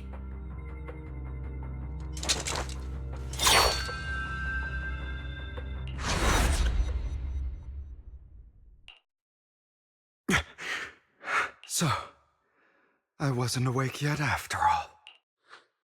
That's because you don't want to wake up again. Who are you? I am you. Hidden deep within your heart. You want to kill her, don't you? Your so-called mother. Every time she beat you without reason, when she tried to gouge out your eyes, when she sold you into that hell, laughing all the while. You wanted to be the one to end her life. Why not admit your hatred? As you are, you can hunt her down and make her pay for the living hell of a childhood she made you suffer. Yes, I hate her. I hate her because she was foolish and shallow, greedy and stupid. I hate her because she doesn't deserve to be a mother. She did everything she could to try and get into the Ravenlock family, believing she could live a life of luxury without having to do anything and never realizing she was a pawn, discarded from the very beginning. So she chose to blame me. Blame me for my heterochromia. Blame me for my very existence. But I won't kill her, because I know it won't change anything. She was incapable of loving me, just as she is incapable of loving herself. Have you been brainwashed by that dog? Keeping up the act of being some magnanimous and forgiving fool? Don't compare us. I've simply come to understand love or hate. I make my own choices, and they have nothing to do with anyone else. She sold you to the Ravenlock family for a huge sum of money. She used that money to start a new life without you. While she was indulging herself, you were going through hell in the Ravenlock Manor. Does it not torment you? Do you not feel the hatred? Do you not want to demand answers? Kill her. Only by killing her can you be truly free. For a long but now, well, I want to make a different choice. Stop lying to yourself. You never had a choice. This weak-minded thinking will only lead you to failure. Like before, you'll be nothing but a worm, trampled into the dirt by those so-called elites. Do you still not get it? This is how the world is, and always has been. Hesitate and you'll be the victim. If you don't grab your knife first, you'll end up being on the other end of the blade. If you want to change anything, you must first become the one who makes the rules. Just like that woman. The only reason she could treat us that way was because we were weak. So listen to me. Find that woman, kill her, and prove to this world your strength. It's what she deserves. Why forgive them? They don't deserve it. I'm not forgiving them. Or rather, I don't care about them. They don't even matter, at least not yet. You know, perhaps the person I hate the most, the one I truly cannot forgive, has never been someone else, but rather my weak, powerless past self who could do nothing but hide inside a closet and cry. I hate myself for having neither the strength nor the courage to resist.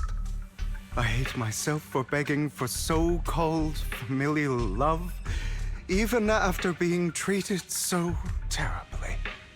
I hate that despite the pain of my wounds, I still hope to receive the carrot and not the stick.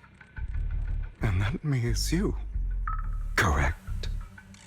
So, I forgive you. I forgive myself. You'll regret this, fool. Your pretty words mean nothing. You will ultimately return here to me.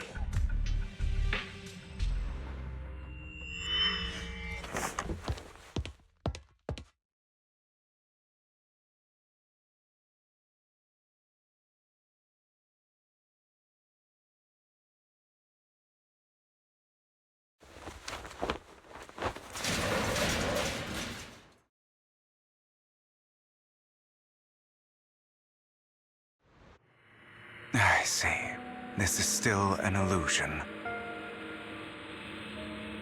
I wonder who's going to show up this time.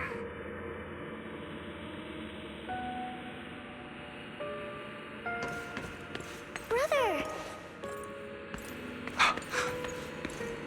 Hugo, let's play hide and seek! I'm already hiding! You'll find me, right? Like you always do! Serena.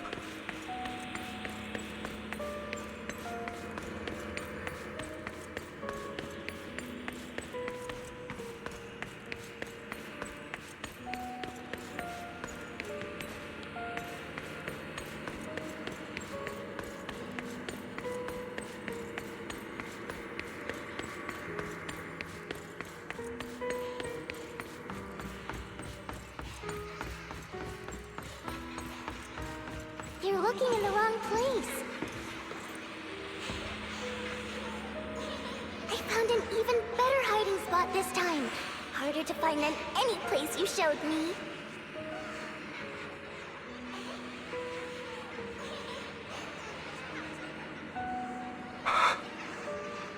Hey, Hugo. Do you ever wonder why I had to die? It was because of me. That's right. It was because of you. It's all your fault. If only you didn't exist, I wouldn't have had to suffer.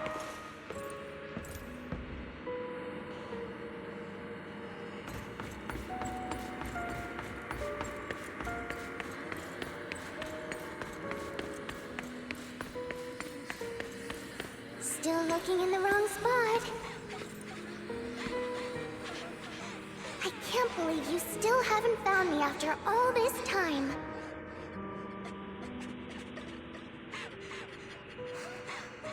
Have you forgotten about me?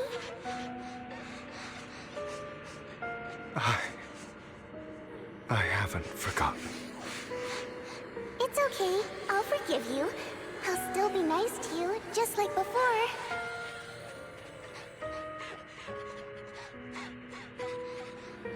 I was the only one who was ever nice to you, wasn't I? Yes. Then tell me, why do good people always suffer? Why is kindness always punished instead? Tell me, Hugo, why?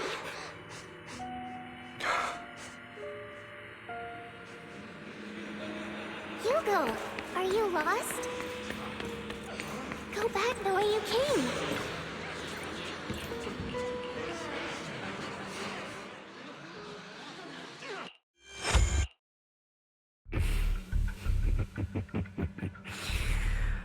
I told you that you would eventually return. We meet again, my friend. I told you, I am you. The side of you that you've always tried to deny existed. Of course. I know. This time it's about Serena. Right? Yes, your half-sister. And the only child in the Ravenlock family who was kind to you. Unfortunately, it was her kindness that led to her untimely death. It was my fault. I don't like the way you blame yourself. Because that means I'm to blame as well. And I don't think I did anything wrong. Your mother sold you to the Ravenlocks. And your father, he saw your talent and wanted to use you to push the other children into competing with each other. My brothers and sisters wanted to get rid of me from the moment they first saw me. In their eyes, you were no more than a slave. But Serena dared to treat you, a slave, as if you were human. And so, she was fated to die. They tried to kill me many times, but I was careful, and they did not succeed.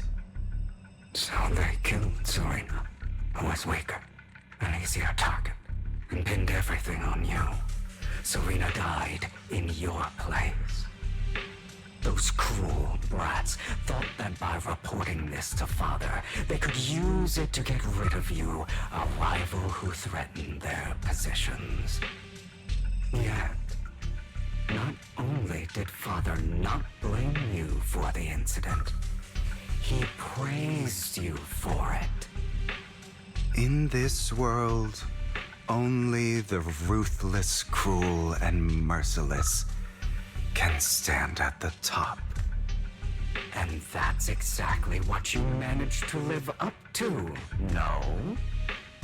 You found a perfect opportunity thereafter to catch the ringleader of the group who framed you and almost beat him to death.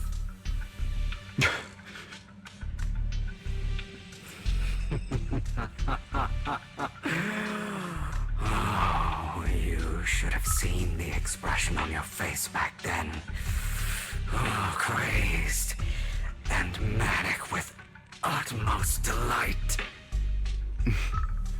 I don't remember that.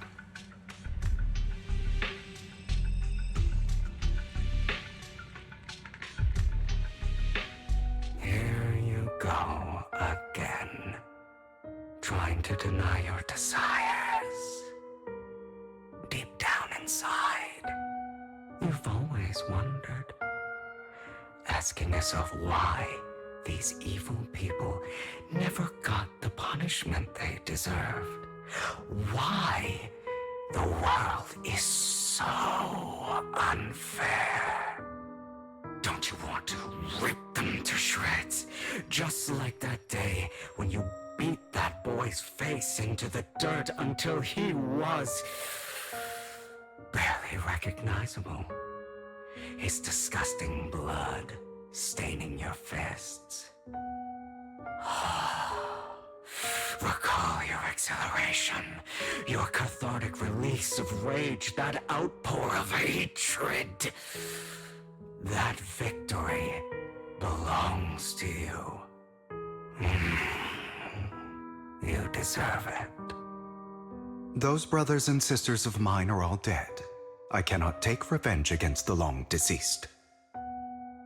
They died by Hartman's hand, dying in the power struggle to become the Ravenlock family's heir, rather than by our scythe.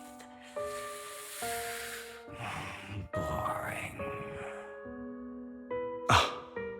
Boring. I find it hilariously ironic. Children who would murder their own kin for scraps of power dead at the hand of their uncle who followed their example. Is that not karma? Power struggles pitting kin against each other, betrayal, suspicion, and hatred between people of the same blood. It's like a curse written into the Ravenlock family's genes. Laughably stupid. Don't forget, my dear, that the same blood flows through your veins.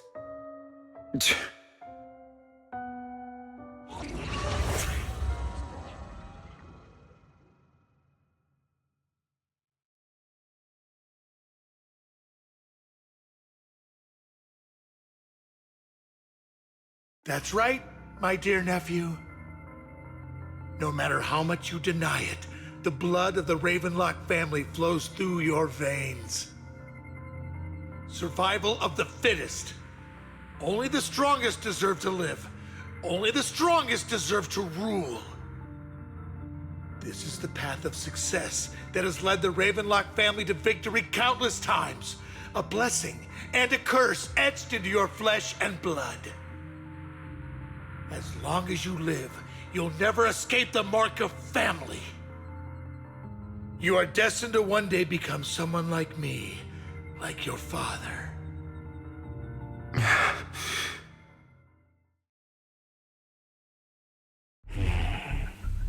Is that fear I sense? I can see you trembling. Why does the Ravenlock bloodline terrify you so? I won't become like my father. Never. You won't become a failure like him. So relax. Our power eclipses him, and so does our ambition. So, do not deny your own desires. Do not resist your own ambition.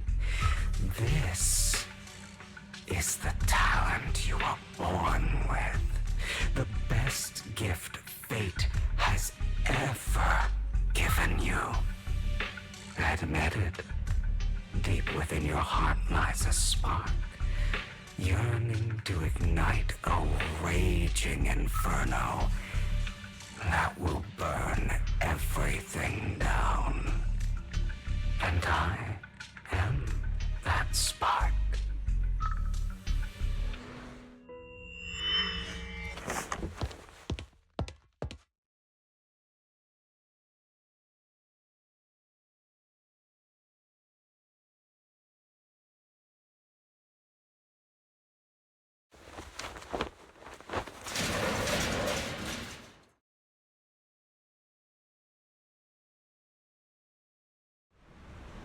Lycon. Never thought I'd be this genuinely thankful to see you.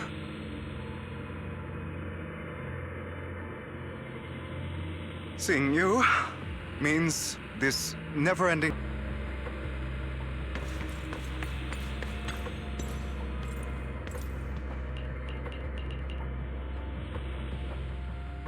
I don't want to hear something like that from you. You have no idea what that man, my father, is really like. A person who stops at nothing for their own interests and ambitions. Just like what you're doing right now. And what do you think I'm doing this for?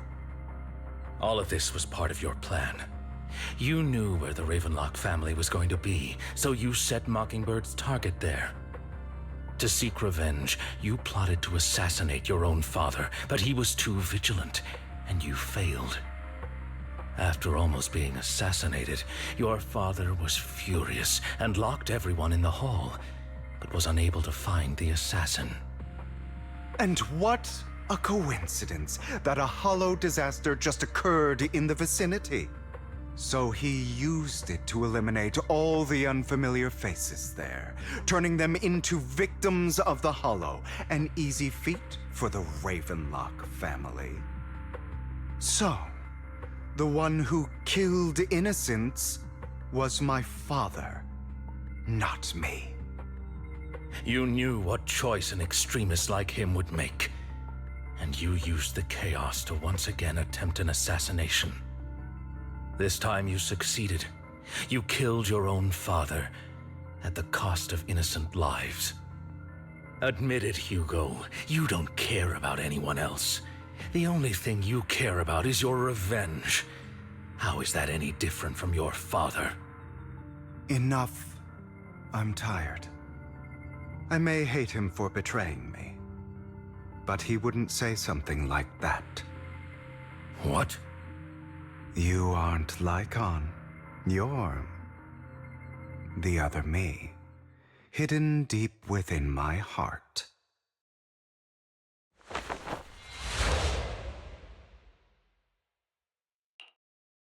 I've been waiting for you, my dear. It seems you've already grown accustomed to this place, even turning the tables on me.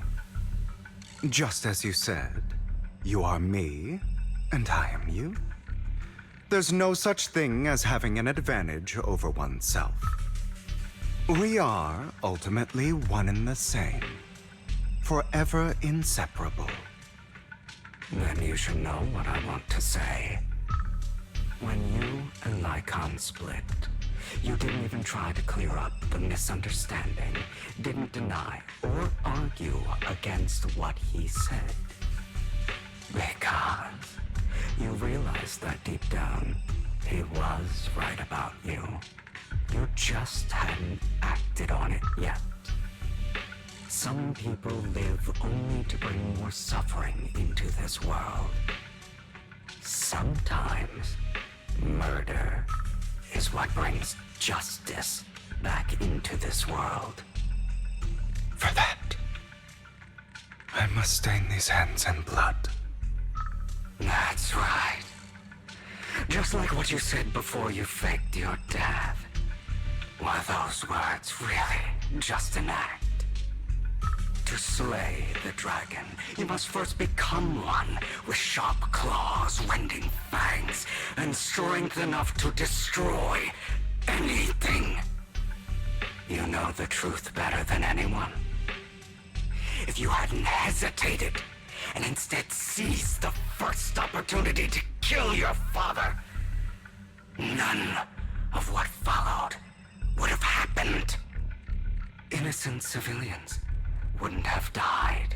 Your partner wouldn't have lost an eye and both legs trying to save people. And Mockingbird would have never gotten to that point. You can save more people. Save good people. Save more lives than the evil ones you take.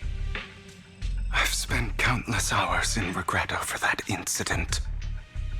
So why not submit to your true nature?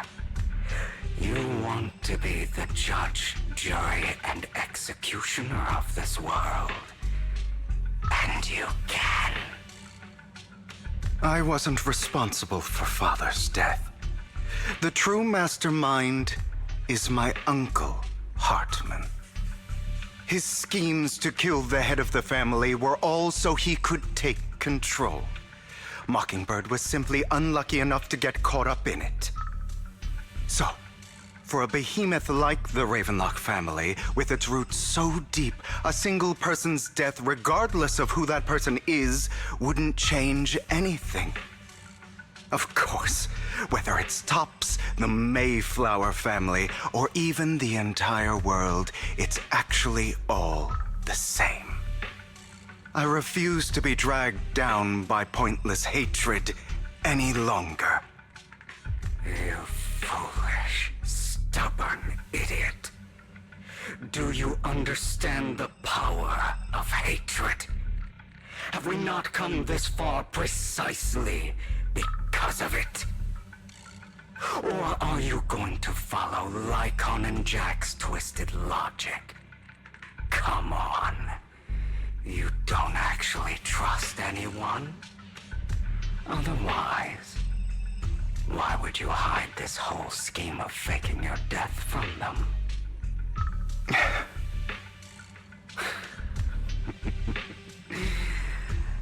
You've built an impenetrable wall around your heart, keeping everyone out. Of course you are right to do so. No one in this world can be trusted. Always.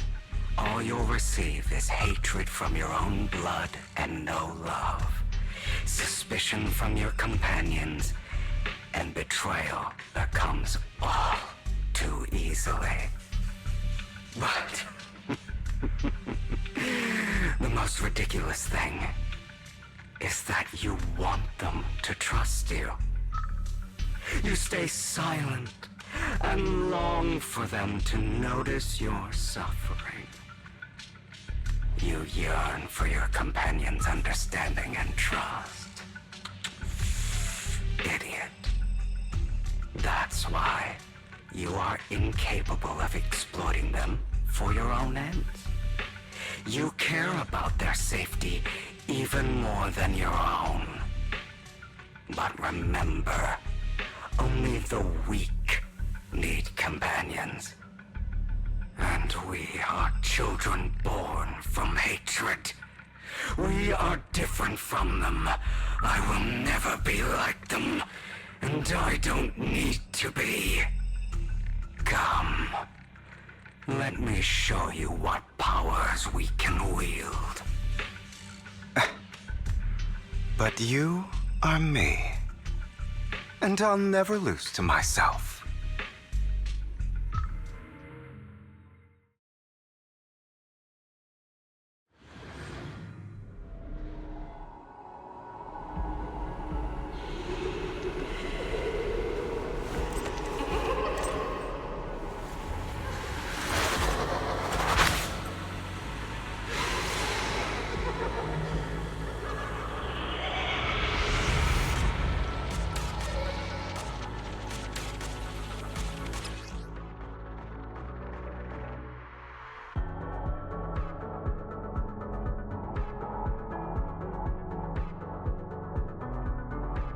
Think about all the injustice you've suffered.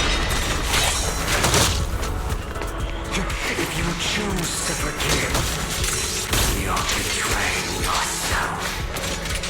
You know that. Letting you consume me would be the real betrayal to myself.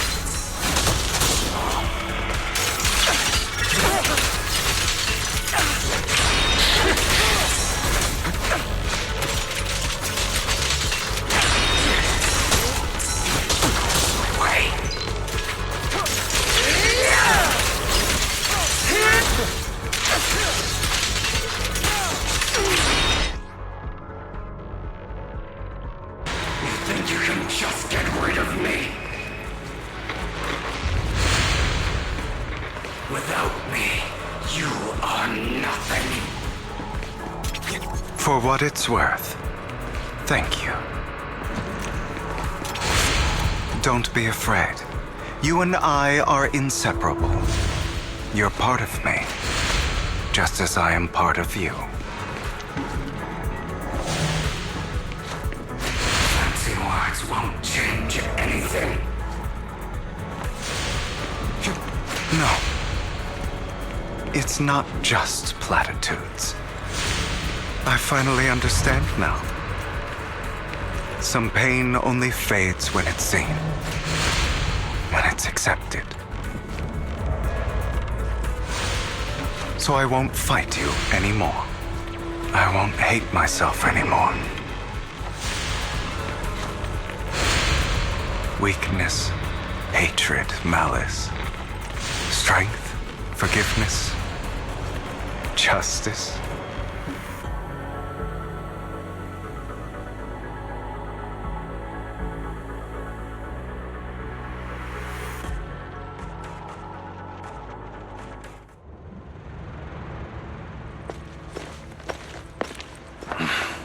Hugo, it's time.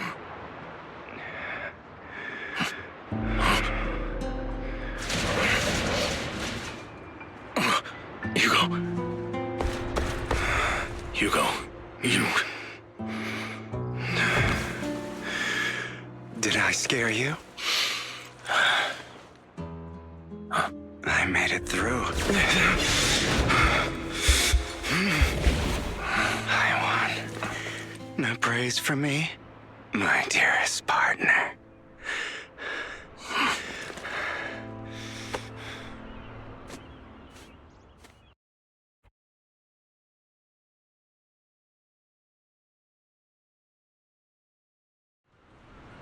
This is just like what I saw in my dream.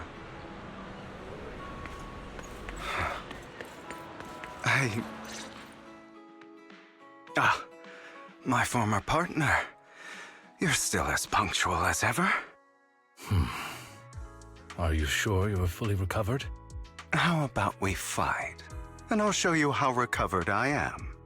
I refuse to fight someone who is in need of medical attention.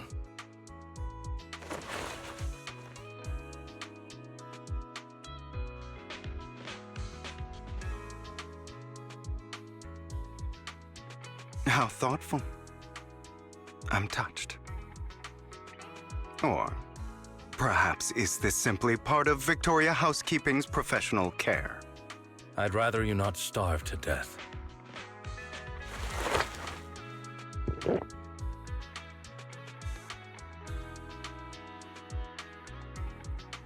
Not to your liking. I'm fairly certain this is the same kind as before. No. I've just gone too long without food. It feels a bit uncomfortable. Either way, thank you. Now tell me, what exactly happened in the warehouse? Just going a bit crazy from... you know what? Were you expecting anything else? But I did have a very long dream. A dream about many things from the past. If I had to put it into words, it would be like giving myself psychological therapy. You seem like you could benefit from some too. How about it? Want to book a session with me? Trust me, I'm a pro. Seems you really have recovered. Well, of course. I'm feeling pretty great right now. Like I could argue with you all day on every petty detail of who exactly was in the wrong back then. I wanted to ask, what you said about Mockingbird before, when you faked your death, was that part of the act? Oh, you mean the part about how Mockingbird has never really changed anything or saved anyone. I didn't expect you to still be so hung up on this. Interesting. After all, it was you who chose to betray Mockingbird. To betray me. Just as I said before, I never considered Mockingbird a failure. Perhaps Mockingbird deviated from its origins, but it has its value. You shouldn't reject the things you've done. Or Mockingbird. I have contemplated this before. Yes. Mockingbird has helped some people and has genuinely managed to cause trouble for those who abuse their positions of power for evil. Yet those in high positions still possess immense resources, and the people we helped remain destitute and suffering, willing to become slaves to those in power for scraps. But just as you said, even if what we did was childishly idealistic and flawed, as little as we actually achieved, even the slightest change is by no means meaningless. Nothing holds more value to me than Mockingbird.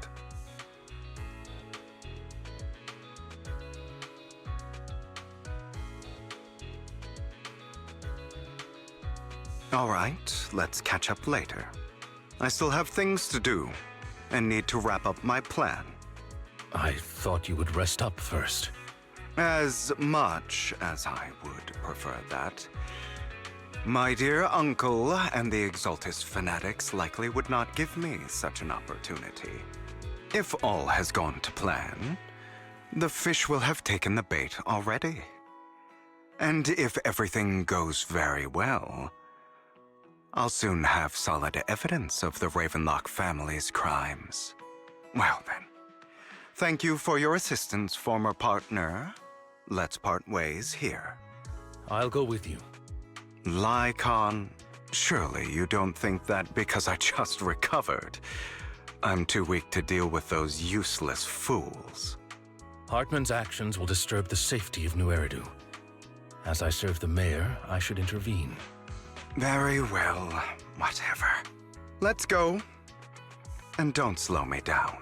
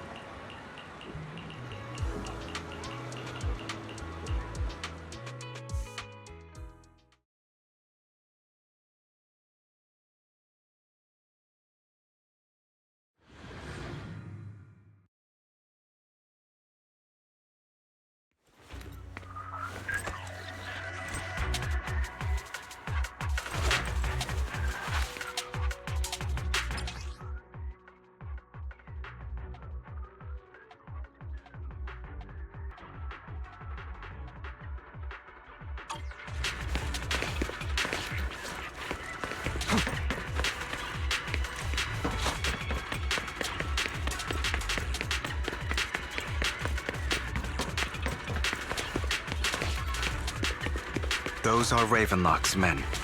The workers with them are the victims who were tricked into going into the Hollow.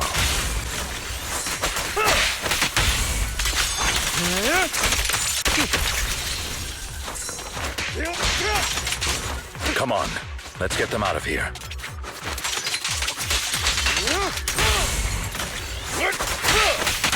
Oh, what a coincidence.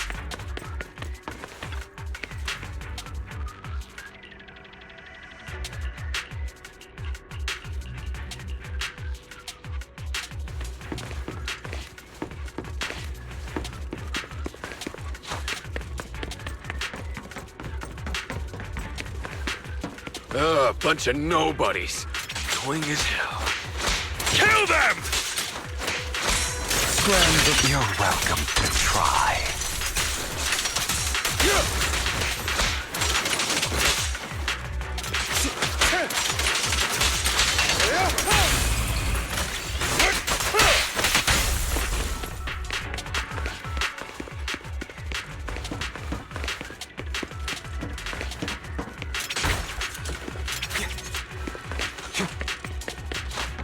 More workers here. And quite a lot of them.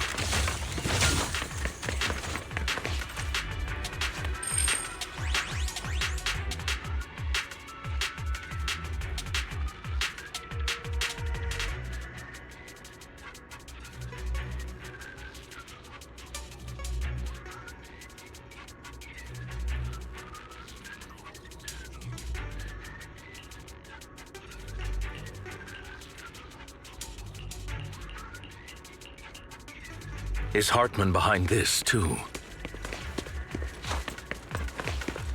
Of course. He threw them into the Hollow like offerings for the Exaltists.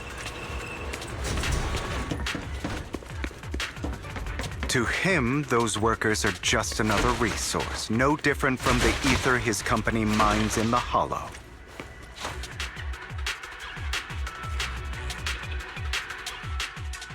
There's more over there. It's different this time. Don't rush in. Let's listen in on what they're saying first. I still need more direct evidence to ensure the plan is absolutely foolproof. The compensation you promised, it's all real, right? All we have to do is follow you into the Hollow for some simple tasks, and you'll give us a huge sum of dennies. Sounds real suspicious. Shut your trap. You keep yapping and asking questions. If this is all so suspicious, why were you so eager to sign up for it? Because I don't have a choice. My daughter was previously caught in a Hollow disaster and suffered severe corruption. The treatment costs have completely drained our family's savings. So that's why... It's the same for me. Who would risk taking a job like this unless they were desperate? I'll do it. No matter how suspicious. As long...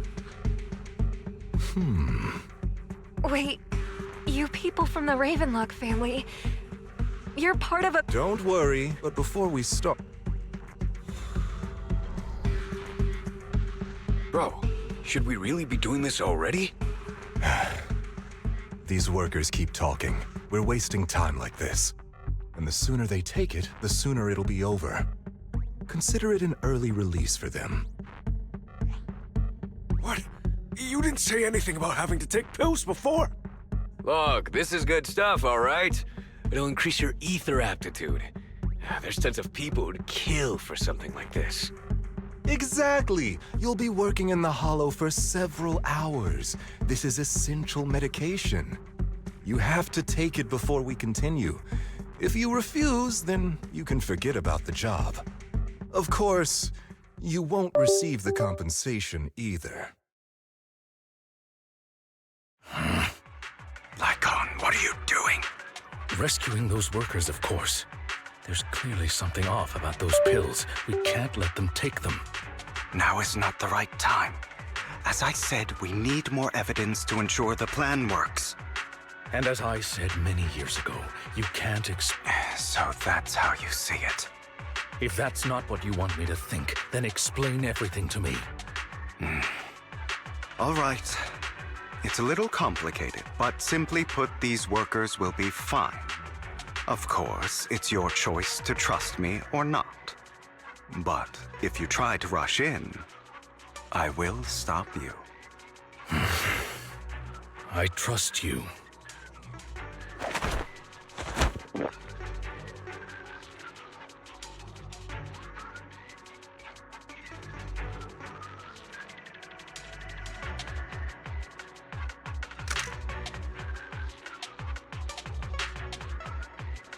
All right. That's it. Now we can go and beat them into the ground as much as you want. Don't forget, you owe me an explanation. Also, don't overdo it and kill them, even if they're the worst of the Ravenlock family. All right, Your Holiness, Saint Lycon. Who the hell are you? Why don't you take a guess? We're the ones here to stop you.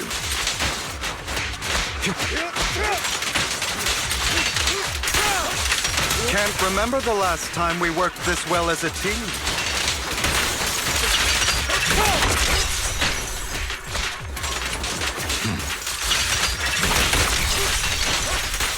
Your legs? How are they feeling? I'm fine. To be honest, I think I prefer the way you used to fight.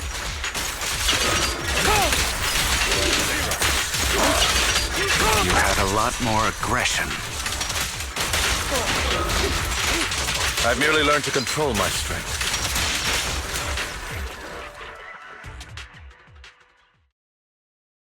Ah, damn it!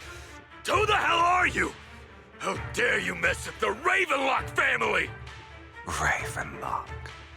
Savor the name while you can, for it will soon cease to exist. What's that supposed to mean? It means exactly what I said. I think this might be good for you. Sever your ties while you can. You still have a chance to walk your own path. The family's honor comes above all else. Is that really what you think? I saw the compassion on your face just now. You're not from the main family, right? That's why you were assigned to these trivial tasks. But in reality, there's no need for you to keep playing this boring game for them.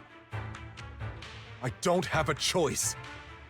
From the moment I was born into the Ravenlock family, You always have a choice, if you're willing to act.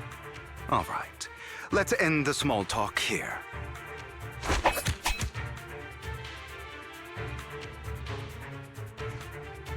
Don't worry, Lycon. I didn't hit them too hard, just enough to keep them quiet. How's that? My acting's pretty good, right? As always, a certain someone should take some lessons from you. I'll leave the rest to you then. Okie dokie.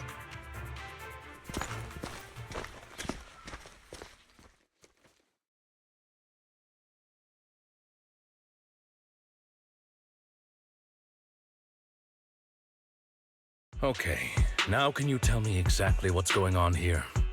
As you can see, that worker just now was actually an informant of mine. The pills were swapped out with vitamin tablets.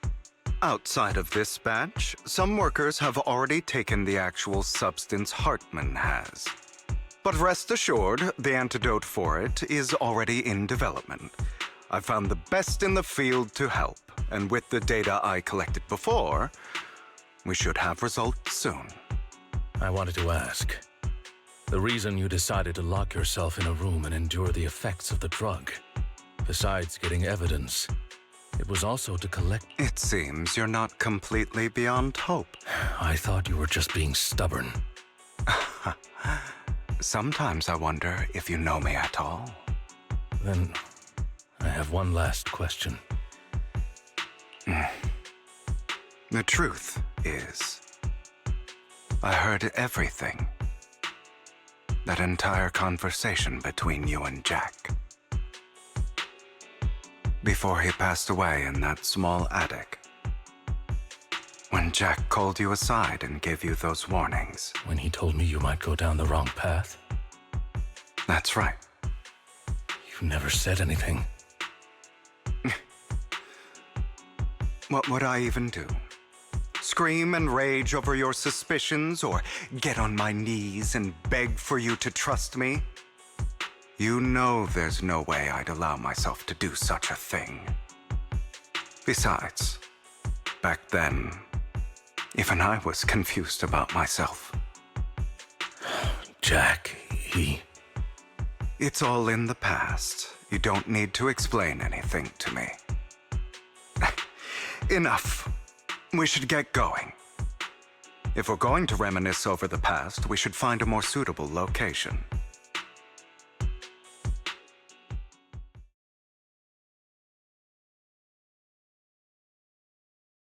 Nikon? That incident back then. I didn't do it. It was a scheme Hartman devised to take over the family. It was Hartman who killed my father, too. I only discovered the truth long after the fact. I did indeed attack my father, and I thought he was dead. But he wasn't. I couldn't kill him.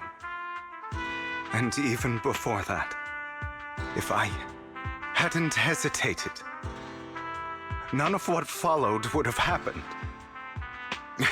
Even now, I still think they deserve death. But I no longer care to personally deliver that fate. They're beneath me. And I have more important things to do. I know we may never agree on that point, Lycon. I once wanted to fight against those ugly truths that defined me, but I discovered that the more I rejected them, the more painful it became. So, I could only accept that crazed, hateful, and malicious side of myself. As long as I know I will never become like my father, like Hartman, that is enough for me. You've changed. But I think that might be a good thing. Don't patronize me. You've changed a lot too. I still disagree with Jack's words. And I won't forgive your betrayal. I will walk the path I believe is right. Even if I must tread over thorns and through the mud. But I will also allow you to walk your own path. Lycon. Should I say thank you? You're welcome. Come to think of it, we haven't talked about your legs and eye. It was just an accident, not your fault. I'm doing well now. I hope you are too. On the contrary, perhaps I should be the one apologizing. I misjudged you. I used to think you wanted power, that everything you did was for your own ambitions. I thought you wanted the power to pass judgment on all in this world like a god. I am a god. I am my own god. Or you could say that in this world, everyone is their own god. There are many things that we are powerless to change. But there are also many choices we can make. Just as I said before, I am the only one who can kill me or save me. I'm glad you think that way. Let's go. I still have one last thing to do. To witness the end of Ravenlock.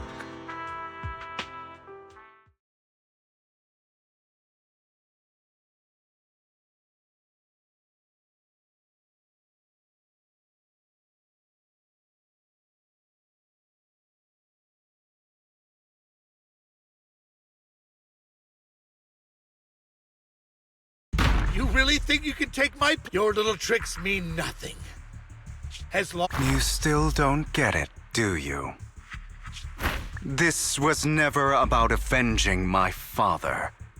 And I don't care about taking your place. I didn't come this far just to kill you. That'd be pathetic. Right on cue. Why don't you take a look at this, Uncle? On behalf of TOPS, I'd like to clarify that we had no involvement in the Ravenlock family's actions. TOPS is officially terminating all partnerships with the Ravenlock family, effective immediately. We will have no further affiliation with them. Are you crazy? What the hell do you get out of ruining the Ravenlocks? You want to be a petty thief forever? Thief? Oh, Uncle. Allow me to reintroduce myself. I'm the name people whisper about. The one who robs the rich and gives to the poor. I'm the master con artist who can fool anyone, anytime. I'm the leader of Mockingbird. The one who turns every headline into my own stage. I have friends who'd catch me if I fall, partners who'd shed tears for me, and allies who always have my back. I am Hugo Vlad. You're the one who needs the Ravenlock name.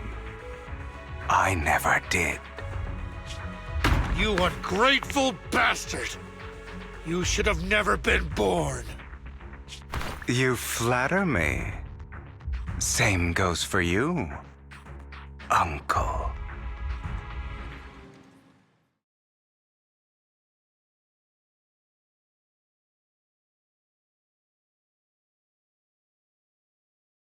You've done well, Vivian.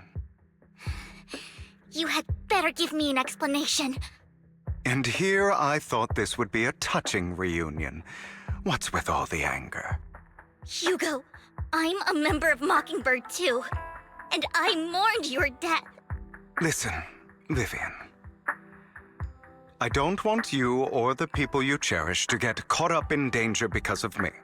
I've always been selfish, so I don't hesitate to use you all as variables in my plans. But it is because I am selfish that I also don't want my failures to affect my treasured companions. In any case, if you were in the same position, would you not make the same decisions? Lycon's taking care of everything outside. We should go. Also, Wise, thank you. And I'm sorry for the whole act where I threatened you. It was the only way for Hartman to drop his guard against you and leave you be. I, Hugo Vlad, am forever indebted to you.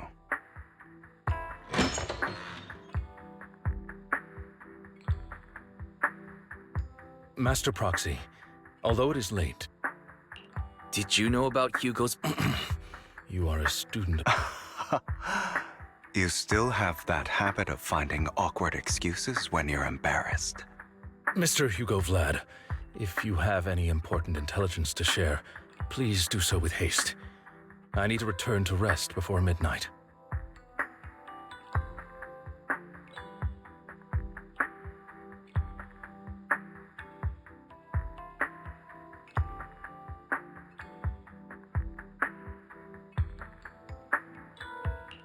You two sure are, close.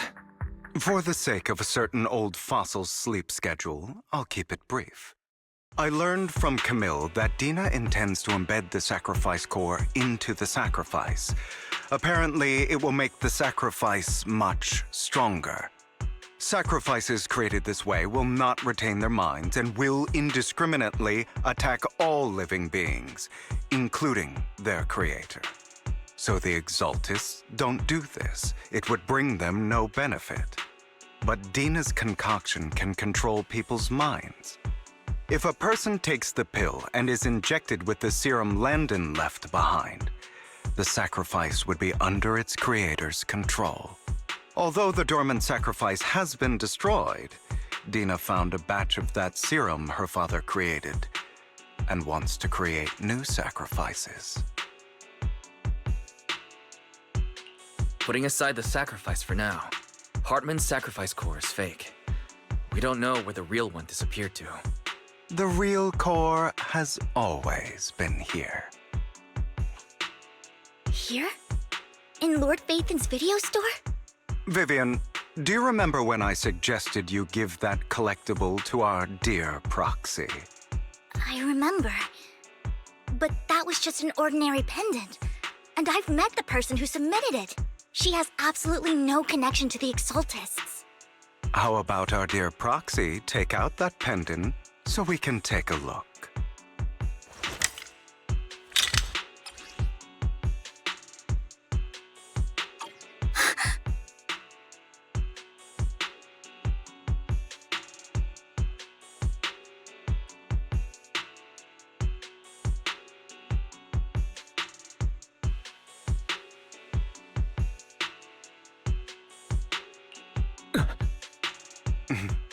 I'll take your surprised expressions as a compliment for my little trick.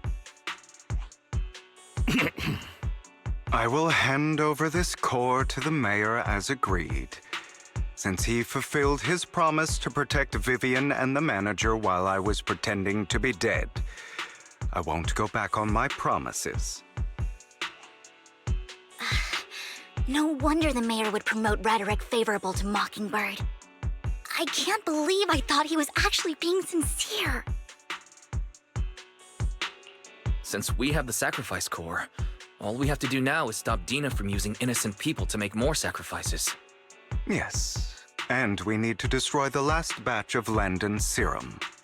Hopefully with no options left, Dina will give up her obsession. All right, that's the important stuff. I'm going to go and confirm where Landon's serum's been stashed. I'll contact you again once I have something.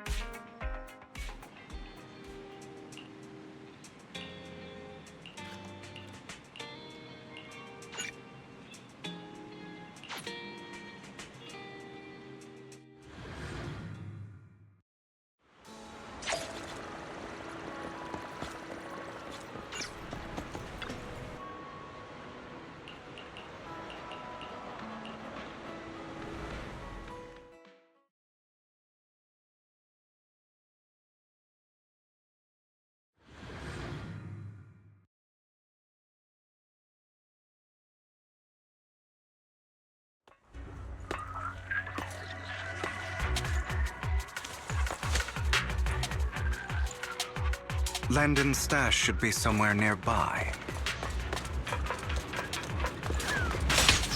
I did some digging. Some of the missing workers were brought here too.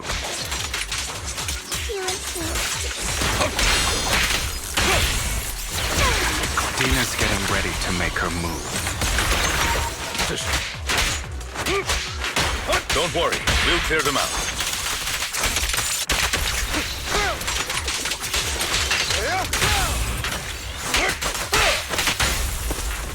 At your service.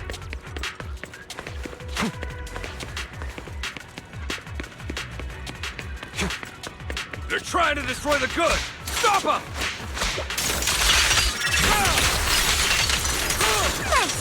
We need to take care of the guards first.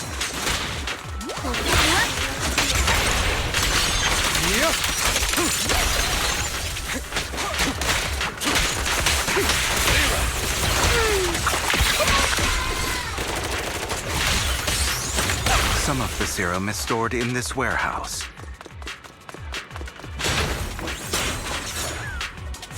You're not taking anything from here. Hugo, get the guards first. Better not get my chest.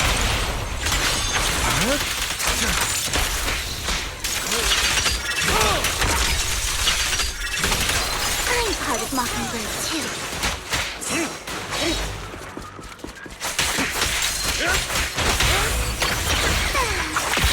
Keep your filthy hands off, fool.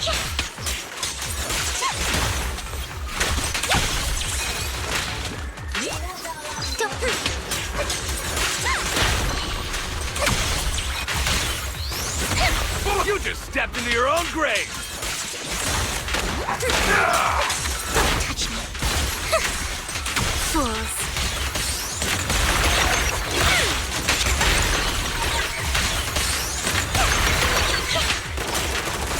Notice me, Lord.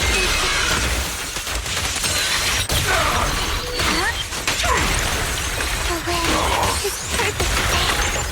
Say no more. What a coincidence. Scram before I... Stay calm now. Where are you looking?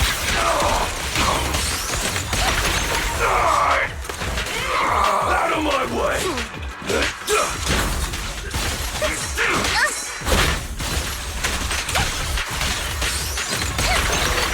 I'll take you!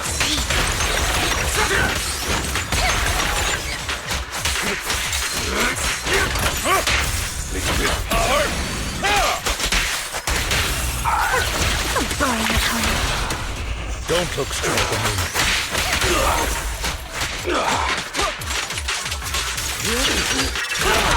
Let the party begin. More of Landon's serum survives than expected. Fortunately, since they're still here, it means Dina hasn't executed the final step of her plan. There's likely a lot more stashed around here, and we have yet to locate the missing people. Our actions here won't go unnoticed. Perhaps they're making plans to deal with us on their side. With Landon and Dina's concoctions combined, she may be capable of creating a sacrifice that obeys her. If it comes to that, this will get far more troublesome.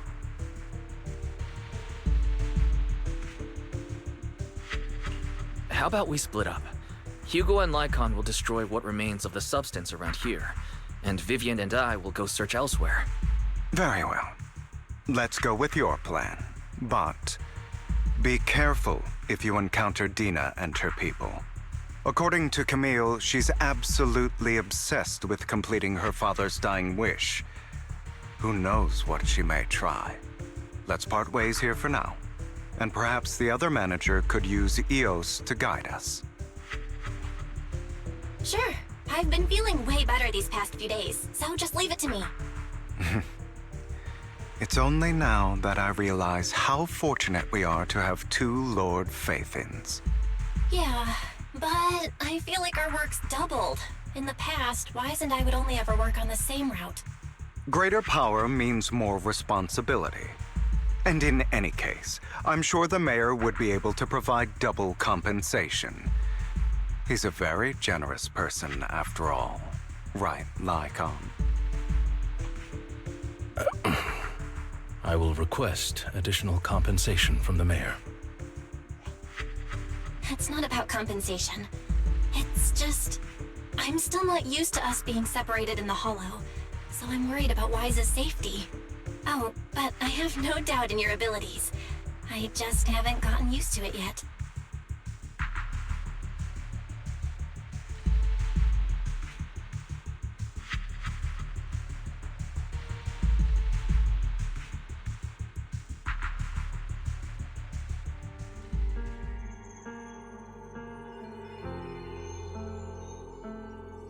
This is the future I saw. Lord Pathan.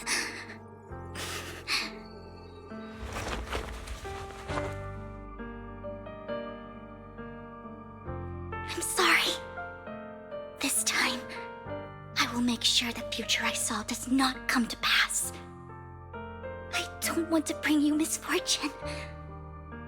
That's all I wish for.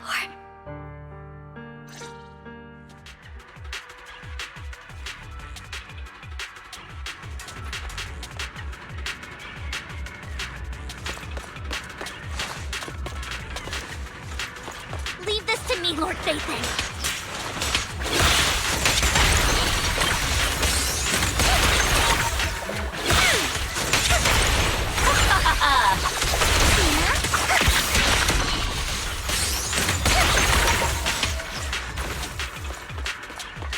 Lord Dathan, there might be more serum here.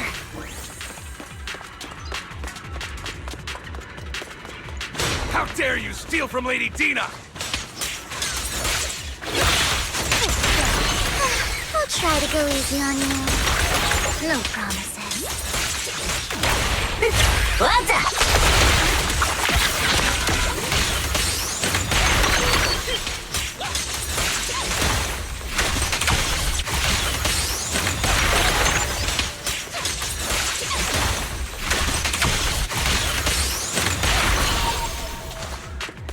There are containers by the fissure.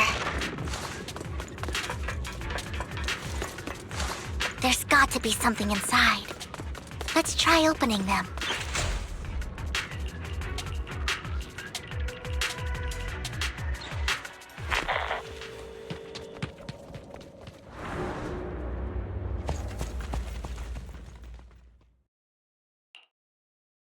It must have been tough for you to find this place. Vivian, if you had stayed out of it, I wouldn't be so eager to get rid of you. Those people have been taken to safety. You're all out of options. They're just mere test subjects. So what if they get away? There will always be people consumed by greed, and therefore, they will come willingly to me. In any case, what are a few sacrifices in comparison to the completion of Father's grand ambition? Dina, you deceived those people. They didn't come willingly to you. Deceived? Father gave hope to those who had everything taken from them by the Hollows. Vivian, you once rejoiced at the hope Father offered you, too. Before Father took you in, you were no more than an omen of disaster that no one wanted. It was Father who gave you shelter and a purpose for existing. Do you remember the first time you bestowed a blessing under Father's guidance? How did you feel when that person looked at you with adoration and gratefulness? That was the first time you felt hope. Like your existence had a purpose, right? Don't forget that it was Father who, through what you call deception, gave you hope. And you, what have you done? You basked in Father's attention and everyone's adoration, only to destroy everything. Do you think that by leaving the Exaltists, those people will live better lives? Of course not. Those who suffered under the Hollows will only continue on as walking corpses, without the hope Father gave them. Do you really think you're some sort of savior, Vivian? In the end, you're just an ungrateful brat who brings misfortune to those around her. It was you who destroyed everyone's hope. Not everyone wants to live in false hope, Dina. You say it's because of greed that people willingly become your sacrifices. Perhaps those people aren't entirely virtuous. But that greed is just wanting to live a better life beyond the Hollows. What you and Landon have done was never about giving people hope, but exploiting it. Stop lying to yourself. Deep down, you know what Landon did was cruel. No. Back then, when Landon wanted to inject you with the serum, the fear in your face was as plain as day. I saw it all clearly. If all of this is as righteous as you claim, then why did you make such an expression, Dina? Don't look at me with such pity! Father did nothing wrong.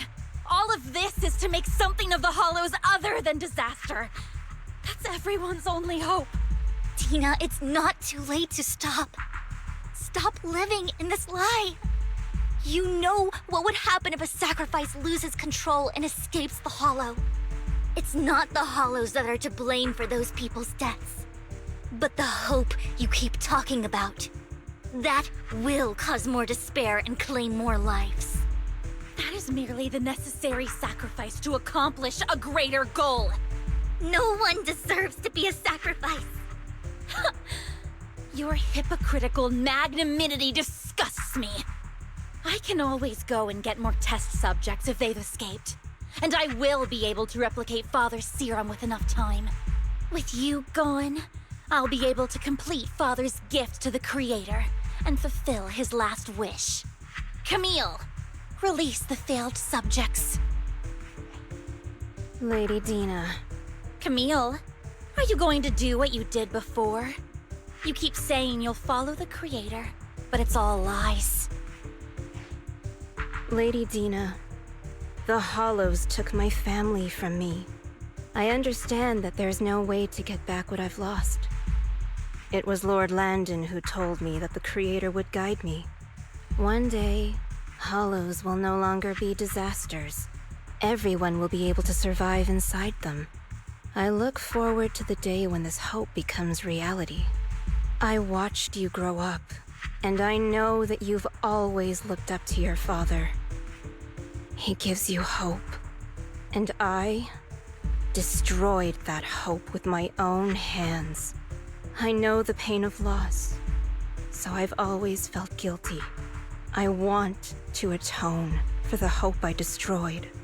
But Dina, I don't want to ruin more lives, and I don't want to continue watching you destroy yourself. Vivian is right. Not everyone wants to live in false hope. So, please, stop. Camille, are you abandoning me too? I'm not abandoning you. I just don't want to see you go past the point of no return. The point of no return? I passed that point ages ago. No, Dina. You can still turn back. I'll be your way back. Where are you going, Camille? I made a deal with Hugo and the mayor. If someone needs to take the fall for this, let it be me. I did it. All of it. I've been forcing Landon's only daughter, Dina, to research how to create sacrifices. I colluded with the Ravenlock family for my own gain. Everything Dina did was under duress. Since I've kept her captive for so long, she doesn't have the skills to survive as an independent member of society. She'll need a caretaker and teacher. Someone who will look after her and educate her. No! I refuse, Camille! I refuse to accept this! Dina, I'm going to dispose of those failed subjects. I won't allow it! You'll die! I won't allow it! You can't leave me. I command you! You've always followed my orders, and you will follow them now! It wasn't your orders that I've been following. My younger sister, who was stolen from me by the Hollows, also had such beautiful red hair. When Landon told me the Creator could bring me hope, you were standing there, right behind him. I was certain, then and there, that this was the hope the Creator had given me. Start over, Dina. You still have so long, so much time. You'll make friends, find people who love you, and make many beautiful memories. That's not what I want! Camille, you're not allowed to die! I won't allow it! I won't allow it! Goodbye, Dina. And I'm sorry, Vivian. I'll leave the rest to you.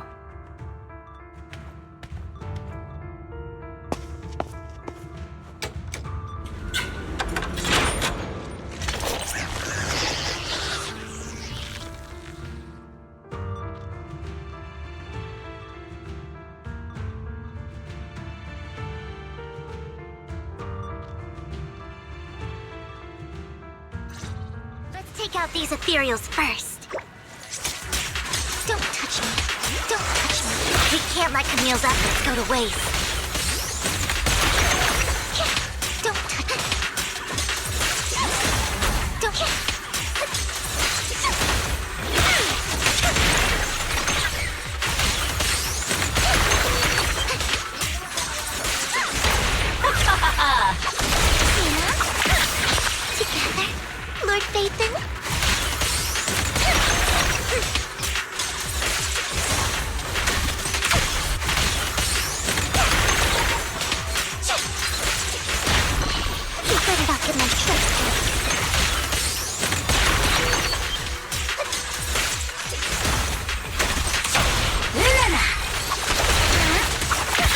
Let's go after Dina, Lord Phaethon.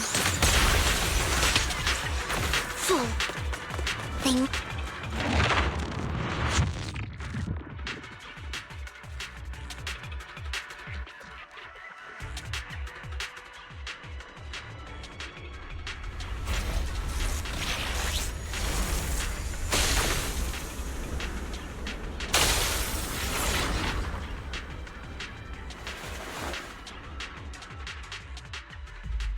Are you satisfied now, Vivian? You were the one who brought yourself to this point. You're saying this is all my fault? Losing my father, losing Camille. I wish you had never come into my life. At first, when Father brought you home, I was happy. There are so many Exaltists, yet Father never allowed me to get too close with any of them. I never had any friends either. But when Father brought you back, he told me to take good care of you, that you were my first friend.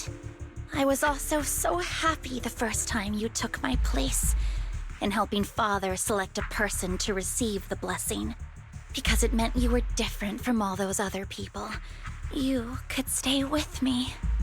But soon, I grew jealous. You took the attention that should have belonged to me. You even took Father's love from me. It's only because of my ability that Landon... I know, but... Vivian, jealousy is something you cannot control. Of course, the same goes for fear and hatred. I was terrified that one day you would look at me and shed tears. I knew if that day ever came, Father would not hesitate to force the blessing upon me. And when that day did come, I hated you for causing my father's death. Tina, you knew everything about what happened back then, so... why are you still defending Landon? And why didn't you tell me back then? If I had known earlier, maybe I could have found a way. Because it's the only thing that makes me more special than you, no? It proves I had Father's trust. I was more useful to him. Vivian, you said you wandered without a home ever since you were young, hated by anyone you encountered. You were happy to gain recognition from everyone and help Father when you were among the Exaltists. But in the end, you discovered you were being used, so you felt betrayed and hurt. Then, what about me? All I ever had was my father. I've never known a life outside of the Exaltists. Ever since I was young, my only purpose was to help Father select who was to be blessed. The only purpose I had was my father and the Exaltists. I've never been taught anything else, Vivian. It is what little value I have, and have ever had. In the end, you took even that from me, and completely destroyed it. You think you're doing good and fighting evil. You've only managed to affect a small part of your world.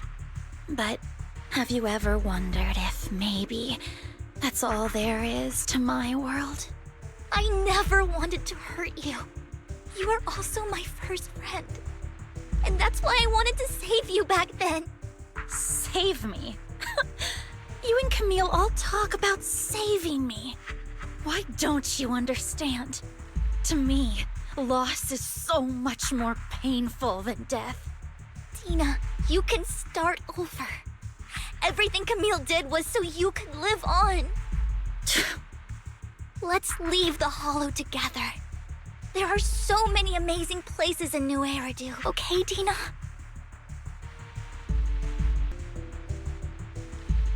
Vivian.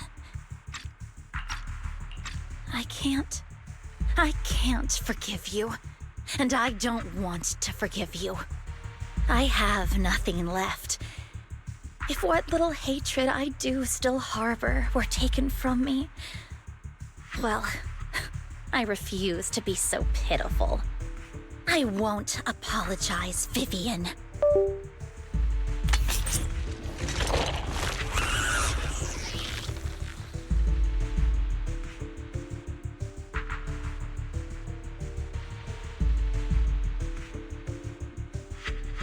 I don't want to hate myself.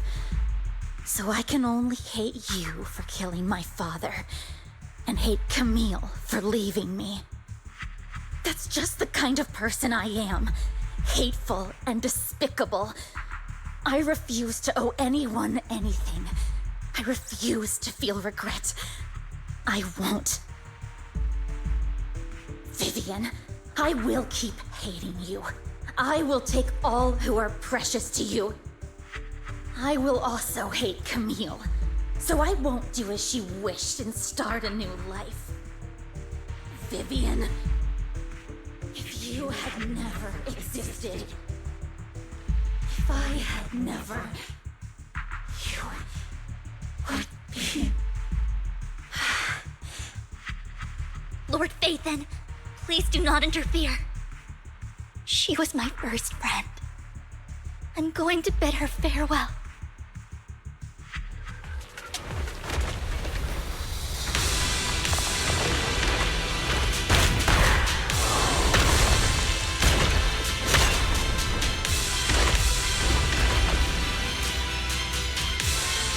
Dina, soon the pain will be over.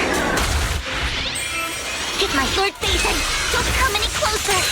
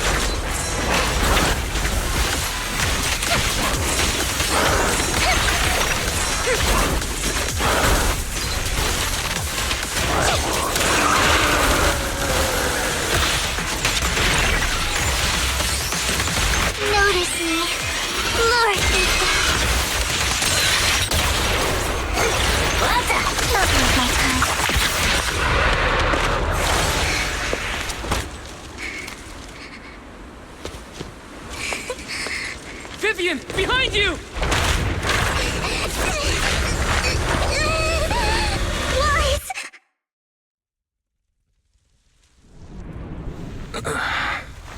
What happened? What the...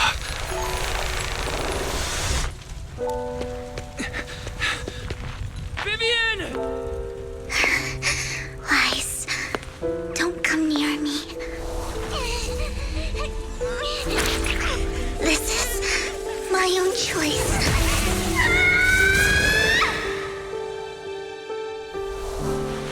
I will change the fate I saw. Vivian! I just want you to remember me when I looked my best.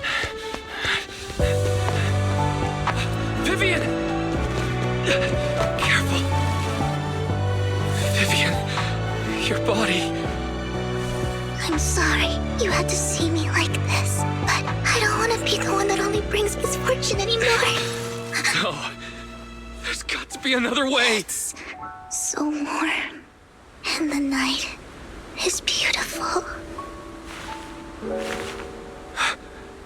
Vivian?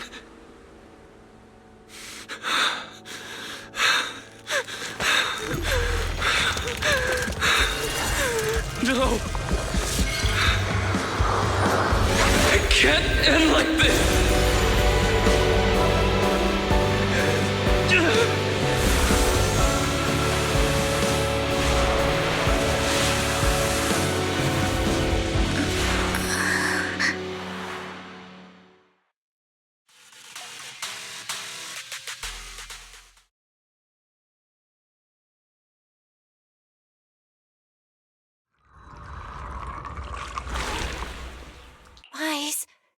Wise!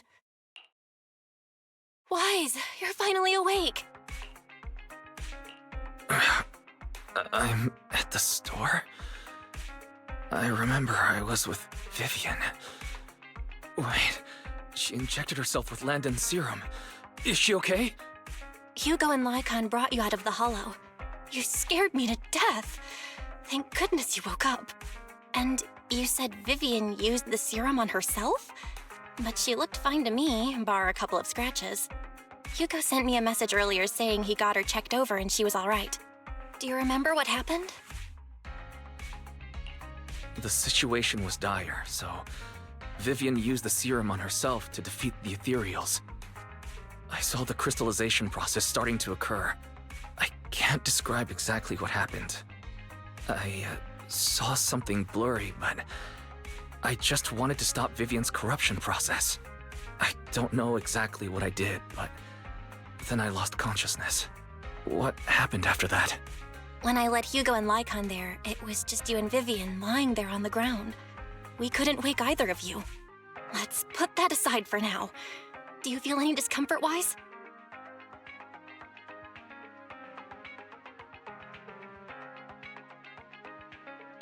I'm a bit dizzy, but otherwise, I'm fine. Don't worry. Phew, that's good. You should rest for tonight. Hugo and Vivian said they'll come over tomorrow, so we can discuss the details then. Okay. Sorry for worrying you, Belle. Good night.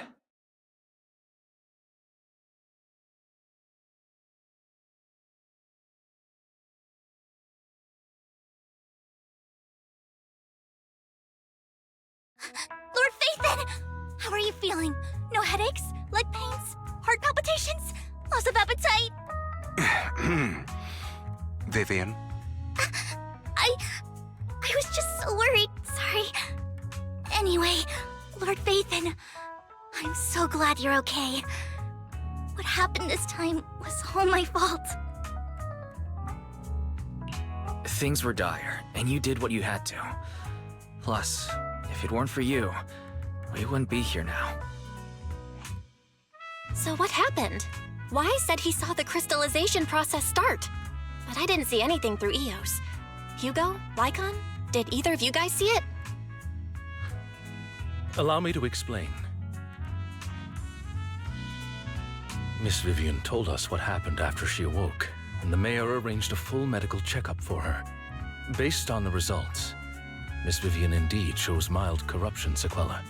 But if the crystallization process had already started, the lingering effects should be far more severe. To be precise, if the process had already reached the point of mass surface crystallization, it should have taken no time at all to become an ethereal. So, the mayor theorizes that it was the etheric energy within Master Proxy's body that affected Vivian's condition and the surrounding etheric particles, causing Vivian's corruption to recede. Essentially, corruption is a reaction between the etheric particles inside the body and in the surrounding environment. Therefore, it's not necessarily I'm having a hard time believing that, even if it's coming from you, Lycon. It's almost like you're claiming I can manipulate etheric energy. Master Proxy, you are special. This is a gift your teacher left you. A gift from our teacher?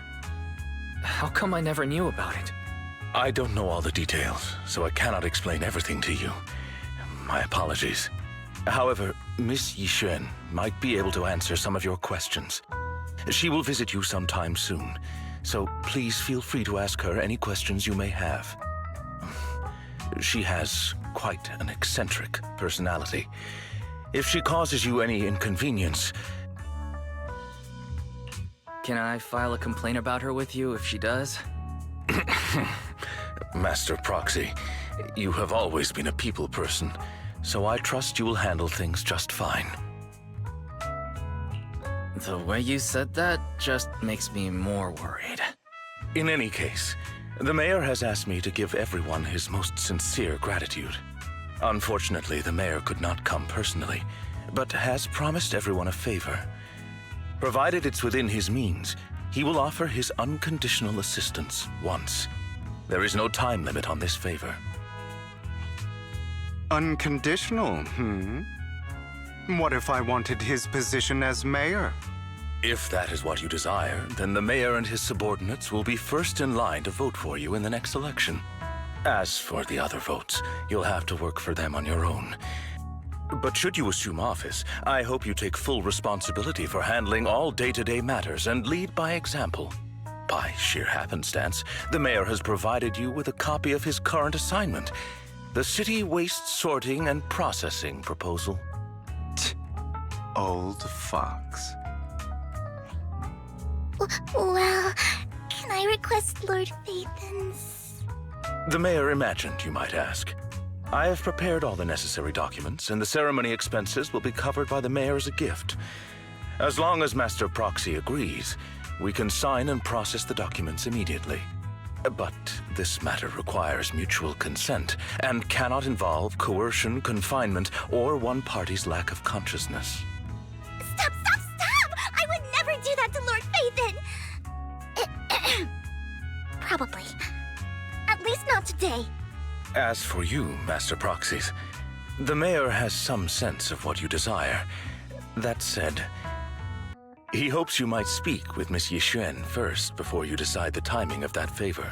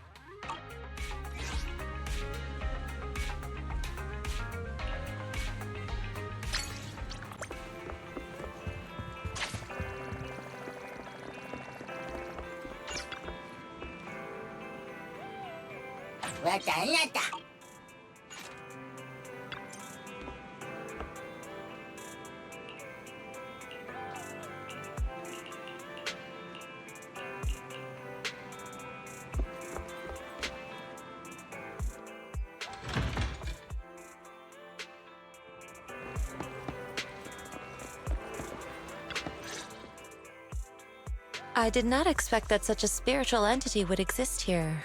It appears this street is a geomantic gem. A spiritual entity? His name is Howl, and I guess you could count him as a neighbor of mine. Is there anything special about him? No, I was simply a bit surprised. It's rare to find such an intelligent individual of this breed. Even huskies can be really smart, like Howl. You're right. Yet, being overly intelligent comes at a price. It must stay here for prolonged periods of time, parted from its owner. However, it seems quite happy. We've strayed a bit off topic. Since you're back, let's discuss our partnership.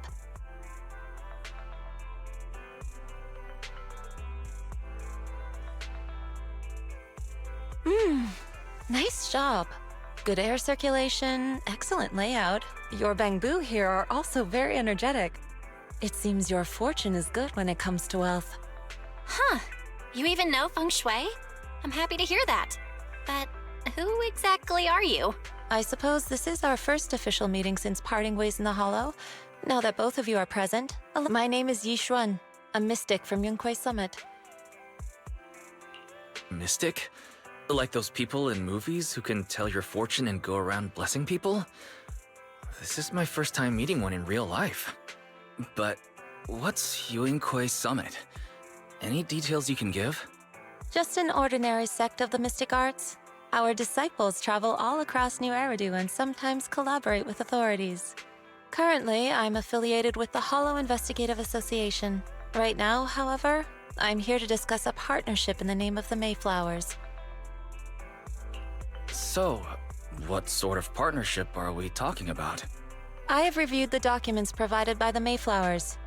You previously underwent an implant surgery. After recent adjustments, abnormalities occurred. These abnormalities bear resemblance to the craft practiced by us at Yunquei Summit. If you are willing, I can teach you how to better control your abilities. Better control my abilities. That sounds great, but there's no such thing as a free lunch.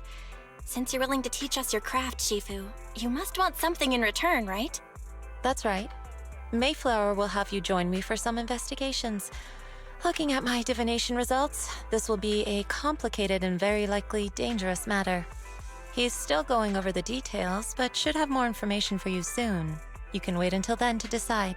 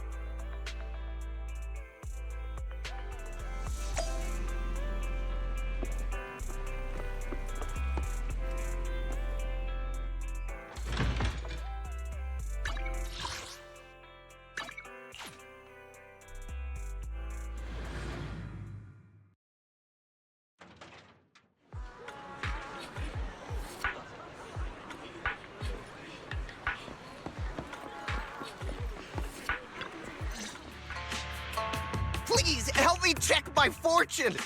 Here's my palm. Look, doesn't this thick wealth line mean I'm about to strike it rich? I've looked it over, and your fortune is decent. Huh? You barely looked at it, and you're already done? You have good fortune. What? You don't believe me? I do. Thank you so much. Next, it's my turn. Hey, wait, hey, quit cutting in line.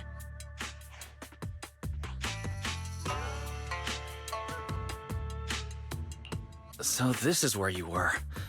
Who are all these people? You're here, Wise? I decided to take a break. I didn't expect so many people to come seeking my divination services. Don't worry, I need no more than a simple spell to solve this matter.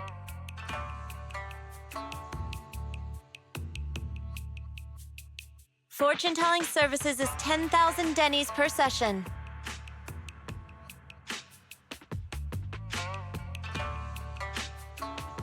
All gone? Good. It seems the Banish Wealth and Desire spell is still effective. Banish wealth and desire? That's a spell? This isn't the kind of craft you said you were going to teach us, is it? Our video store has a business license, and we'd get complaints if we charged unfair rates. Of course not. This is just a trick to deal with trouble. I'll take my time showing you the true craft of Yunkwai Summit. For now, let's find that shop.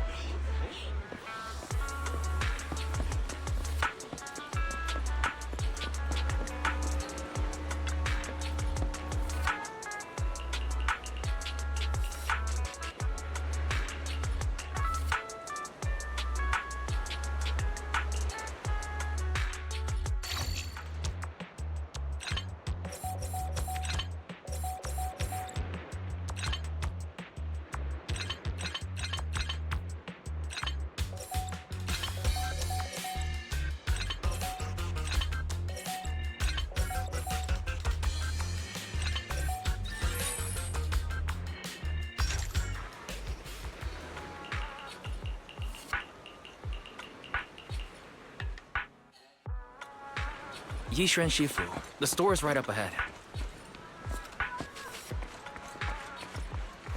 Yes, this is the place.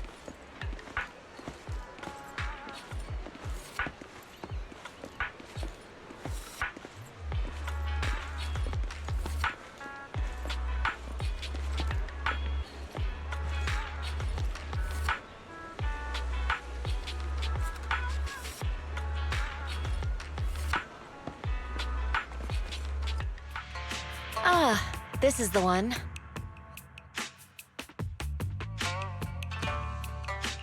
Seems it's closed. Another wasted trip. Not necessarily. 1 second, please.